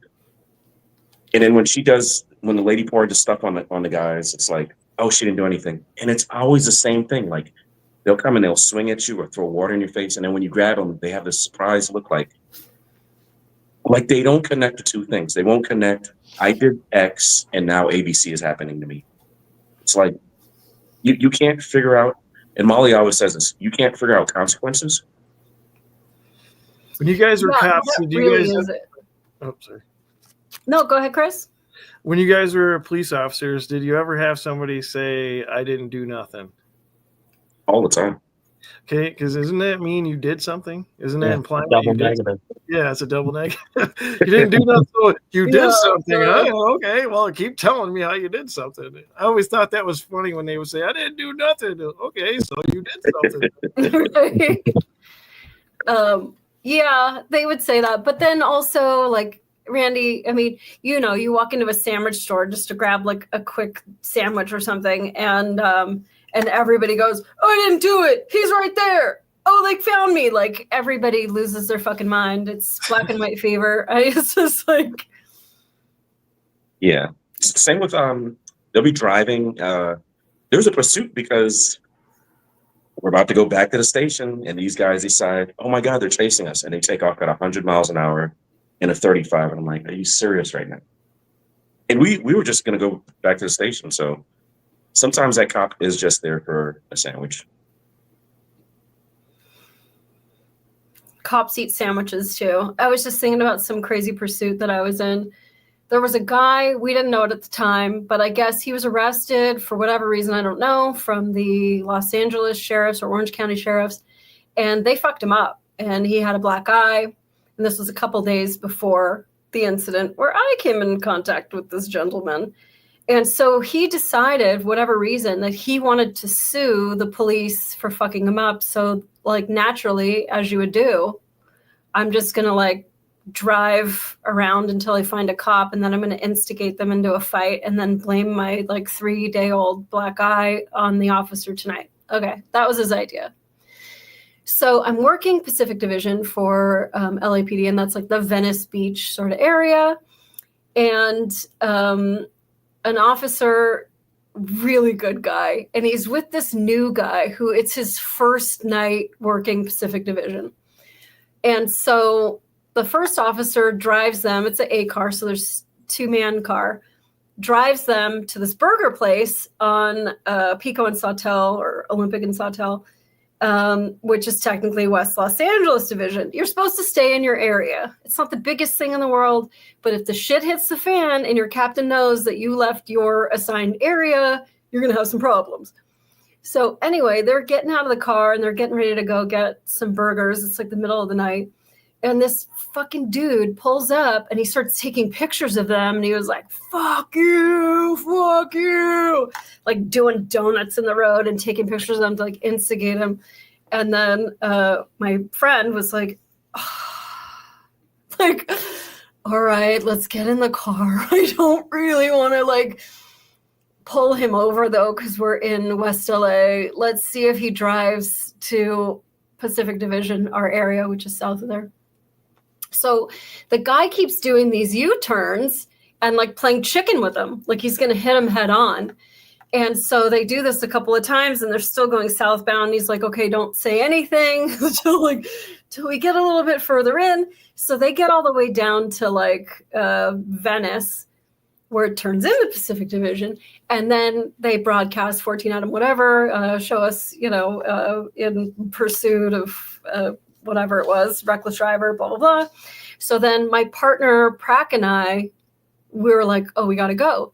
So now we're second in line, which means that the passenger officer of the second vehicle is the one that's broadcasting. So I'm the one broadcasting. So we're continuing westbound through Overland. We're continuing west. Oh, okay. Because he kept doing these like U-turns trying to hit us all. And we would all scramble. And then like we would all do a U-turn to go chase him. And he would do another U-turn and try to hit us. And like, what the fuck is this guy doing? So I saw him do the U-turn at Overland where the McDonald's is. And that's when I saw that he had this like old, whatchamacallit, black eye. And I'm like, what's this guy doing? So we had a sergeant who was just an awesome guy, but he was a little bit more of a cowboy. And we were just like caught up in these maneuvers and it was going into the residential section. And my sergeant was just like, because we got scrambled and that put him first in the pursuit. And he just pitted the guy into somebody's yard. It was like a whole disaster. I don't know why I'm telling the story.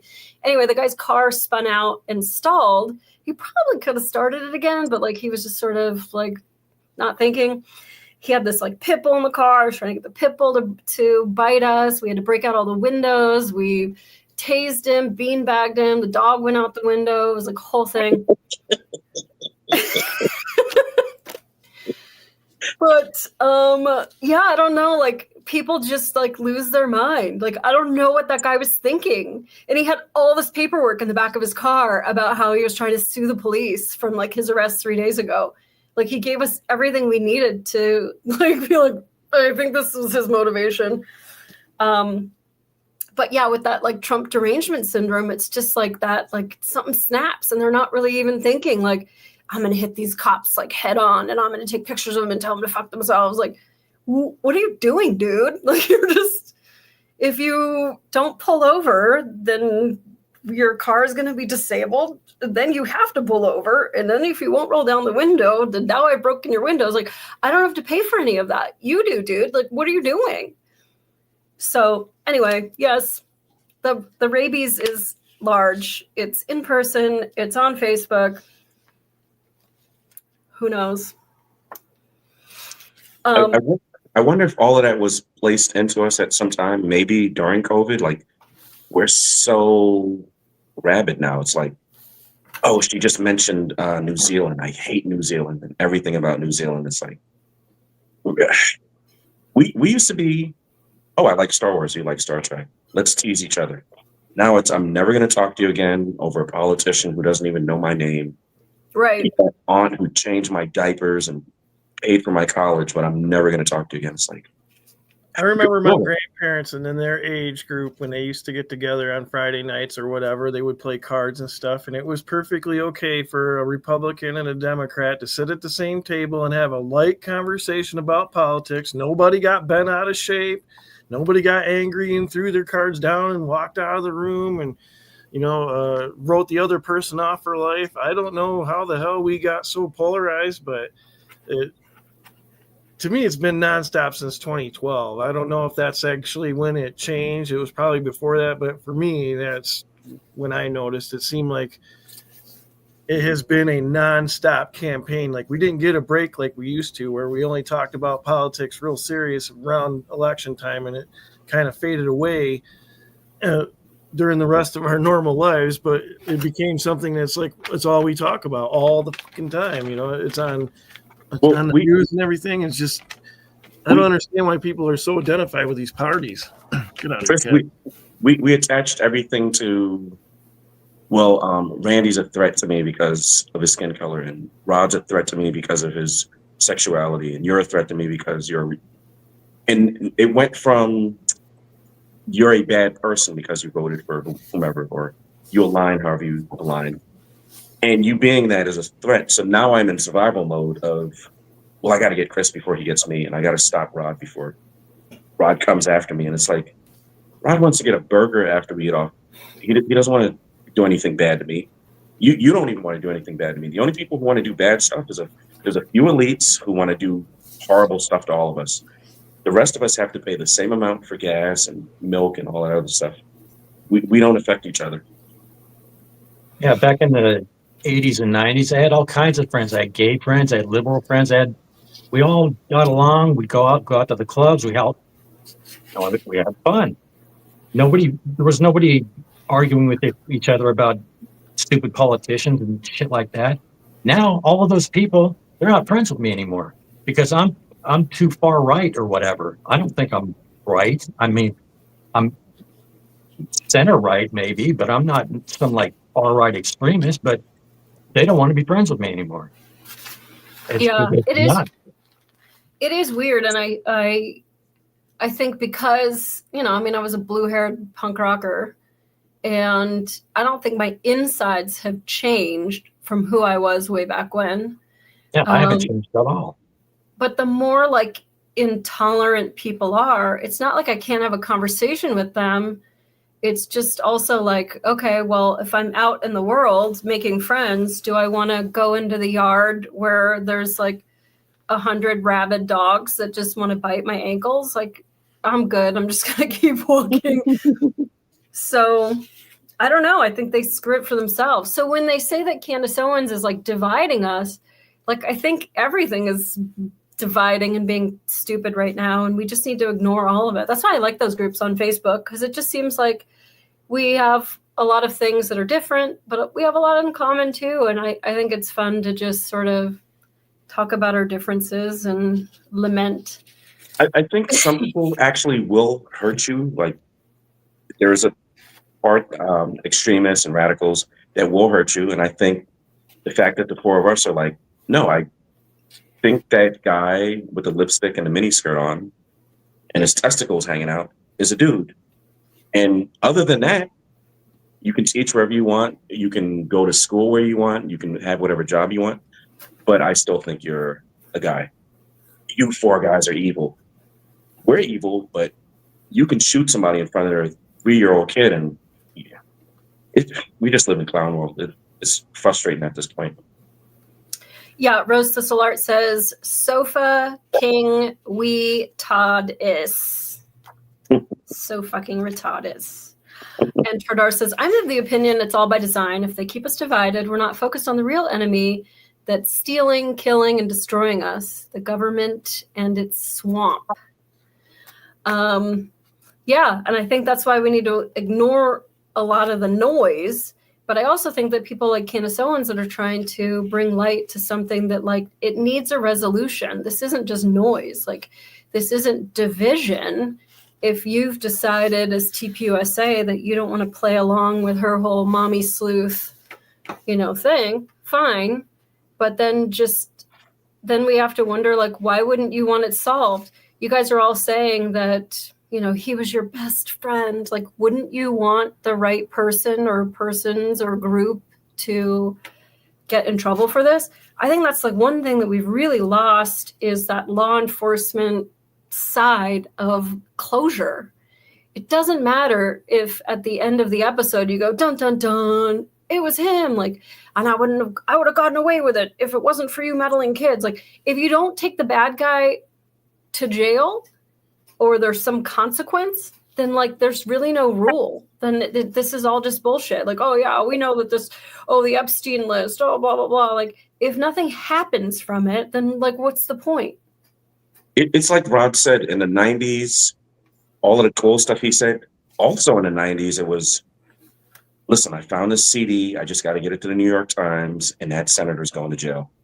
Now it's, these guys are doing stuff in front of us, and it's, oh, well. No shame. I'm not trying to hide it. Yeah, and Randy, because, you pushed a black and white. Like, there are times when somebody does something so overtly retarded in front of you that you're like, I didn't even want to pull you over, dude, but like, I can't let you do a burnout in front of my car and just look at the community and go, well, I don't know. Like, you have to do something about that. It was committed, like, right there so flagrantly. I do want, because we're getting a little bit snipped on time. Candace asked questions they don't want to answer. You are totally right. The raw milk bill in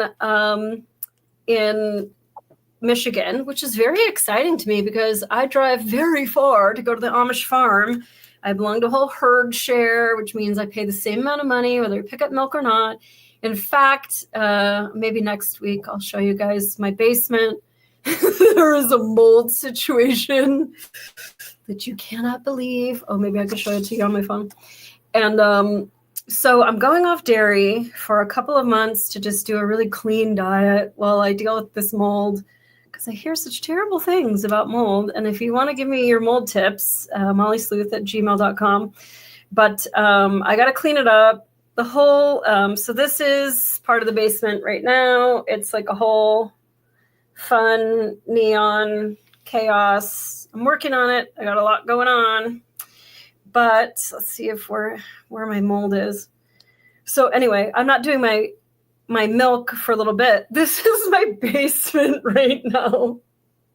Whoa. I'm so glad $182 a month is going towards the price of my mausoleum. But anyway, with this raw milk bill, you'll just be able to like buy it everywhere. And I think it's great. I think that to be able to buy, they call it raw milk, but milk, real milk, that hasn't been through, this tube and that tube, like real milk. Let people buy whatever they want. Like, you let people buy raw shrimp. You think that they're just going to like walk to the bus stop snacking on those fucking things all raw? Like, come on. At some point, you have to just like let us make the decision. You pictured that, didn't you, Randy? Yes. I could see that as being somebody that took public transportation for a while. I could definitely see something like that going on. Yes. Pop. Yeah, just raw shrimp. Totally. The spinach eater's neck that stops bullets is the magic bullet theory of 2025. And was it the lapel with the lavalier? Was it the guy with the, like getting on the phone, whatever? I don't know. But like, if we can't even ask questions about it, then I have a problem with not being able to ask questions. But that also doesn't mean that like anytime something happens, like release the autopsy, release the Epstein list. We need to see the evidence. Like, I don't think this stuff needs to be hashed out on the internet. This is where we have come to in desperation because nothing is happening from this. And just with the J6 pipe bomber, you had this information years ago and you finally did something about it yesterday. Like, how does that, like, this is why the internet wants to solve crime, because the people that are tasked with solving it aren't doing so well. The thing is, you have to stop lying and you have to stop. Like when they said, oh, we think COVID came from a Chinese. Oh, that's racist. Really, you're concentrating on skin color instead of COVID? Like, what are you guys doing? And then they just had conflicting ideologies and everything. So we found out about this 5 years ago, but we're not going to cover it because whatever. Well, I mean, you also don't know, like, okay, so maybe they had a license plate, but maybe he didn't own that car. Like, just like with this, like, female officer that they were throwing out there, like, this is who the pipe bomber was.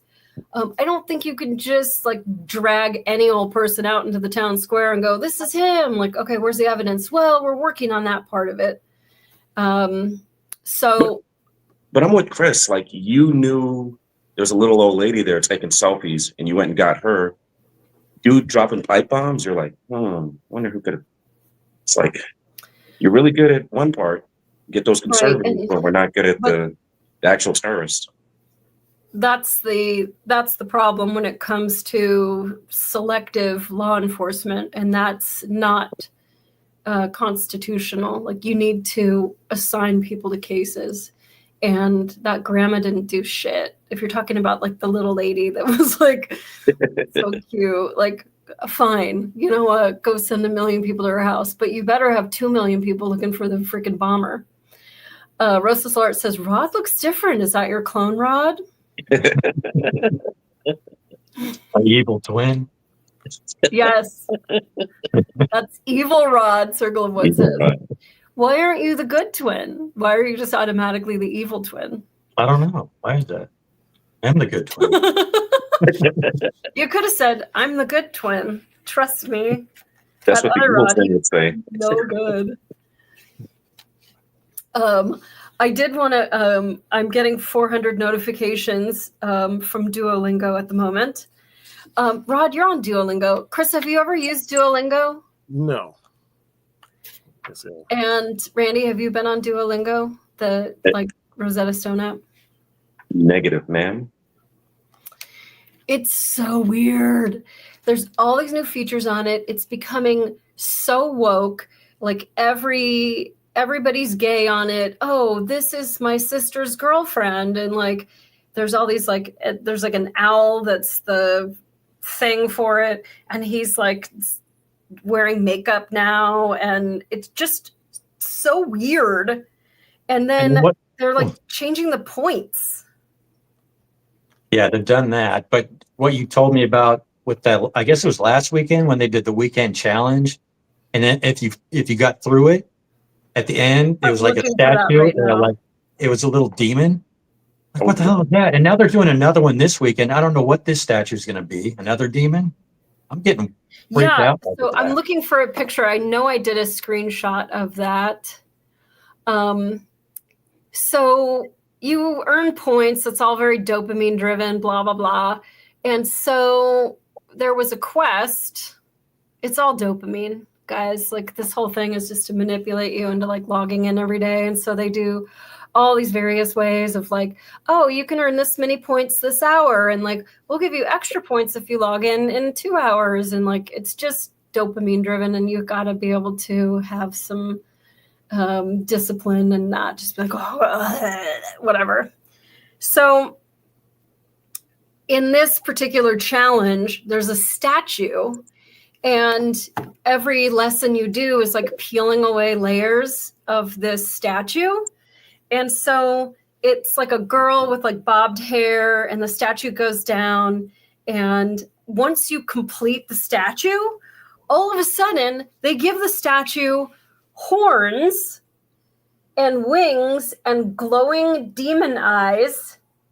And this is a screenshot from Duolingo, and that's what you get. Like, here's your reward. You just made a demon.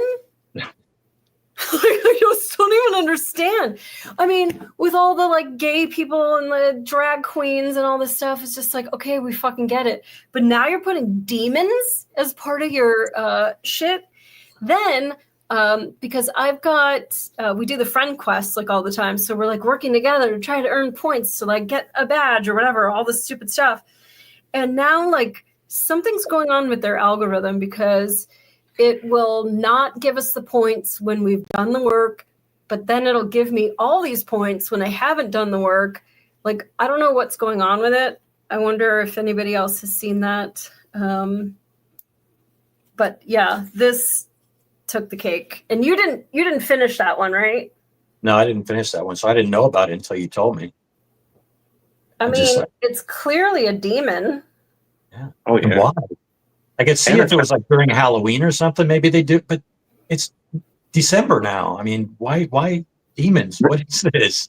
Rod, you know what I'm noticing? There's a lot of Halloween themed horror stuff going on right now, and I'm like, are we still in October? It's very confusing. Like they'll show a demon or zombies on a commercial about going to get dinner. And I'm like, what's going on right now where they're pushing this whole demon horror stuff right now?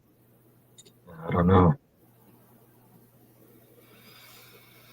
I don't like. I've never seen this much Halloween stuff when I lived in Los Angeles, but so I don't know if it's like coming to Michigan, because everybody in Michigan's like all about Halloween. I do love some creepy stuff myself, but yeah, I never saw this many people celebrate Halloween in soulless Los Angeles.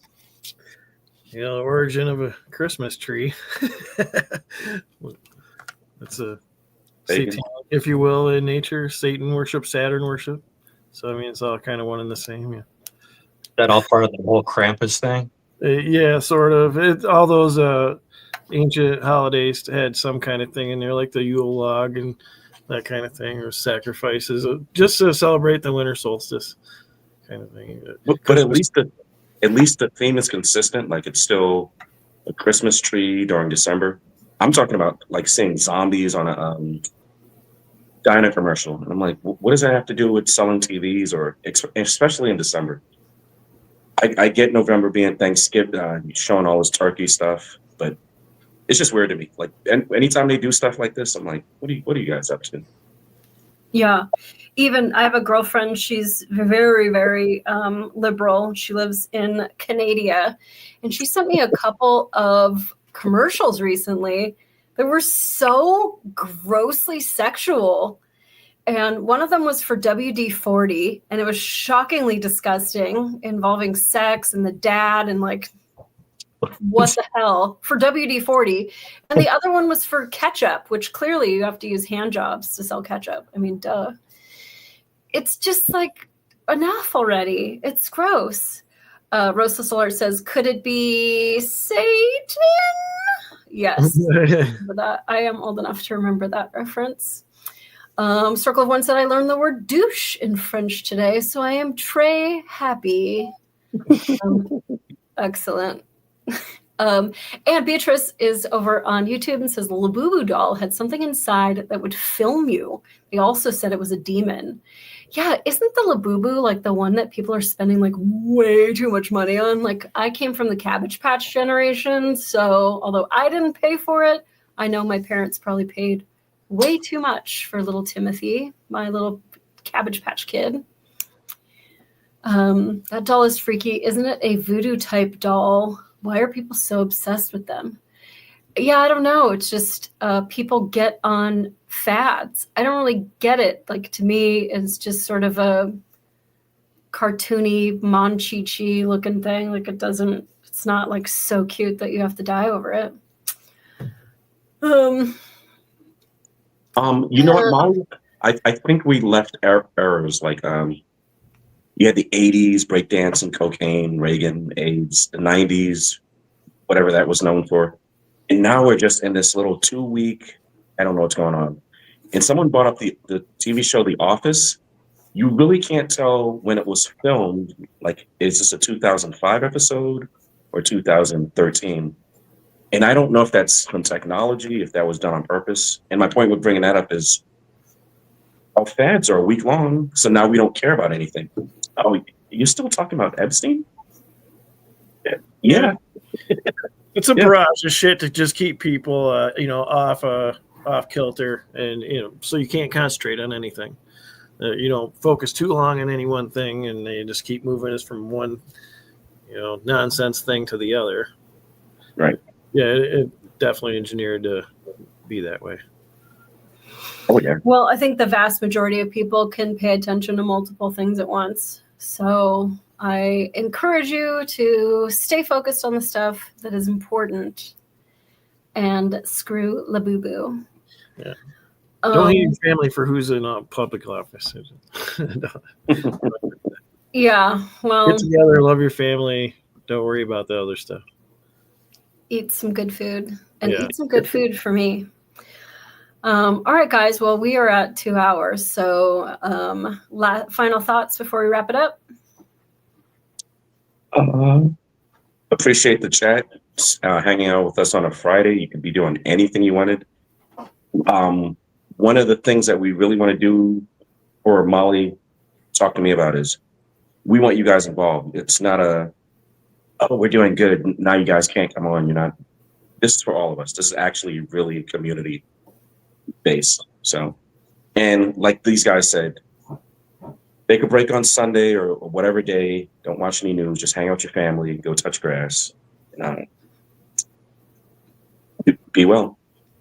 Yeah, if there's any stories you guys want us to cover, although the panel changes, I'm pretty consistent. Fridays at 8 p.m. Eastern Standard Time. You can email me, mollysleuth@gmail.com.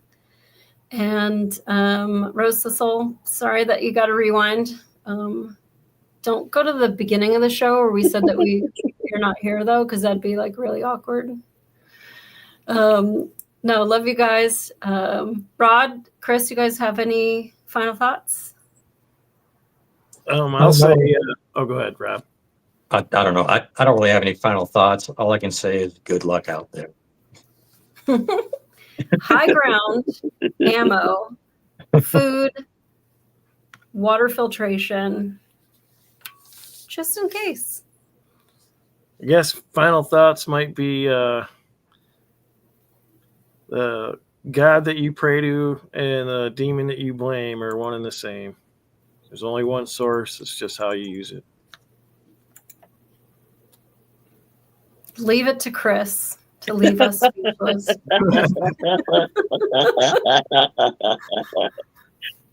All right. I'm not sure what we got going on next week. I've been in talks with a very, I won't even say anything because I don't know where that's going to go. And I do still want to get that ghost hunter over here because there's other weird stuff, but I can't really invite people over to the Moldsoleum. So like I got to handle the mold shit, which hopefully I'll make some headway on this weekend. So love you guys. Wherever you are, if you would hit the like to thank my beautiful friends for showing up tonight, then we appreciate that quite a bit. And we'll see you guys next week.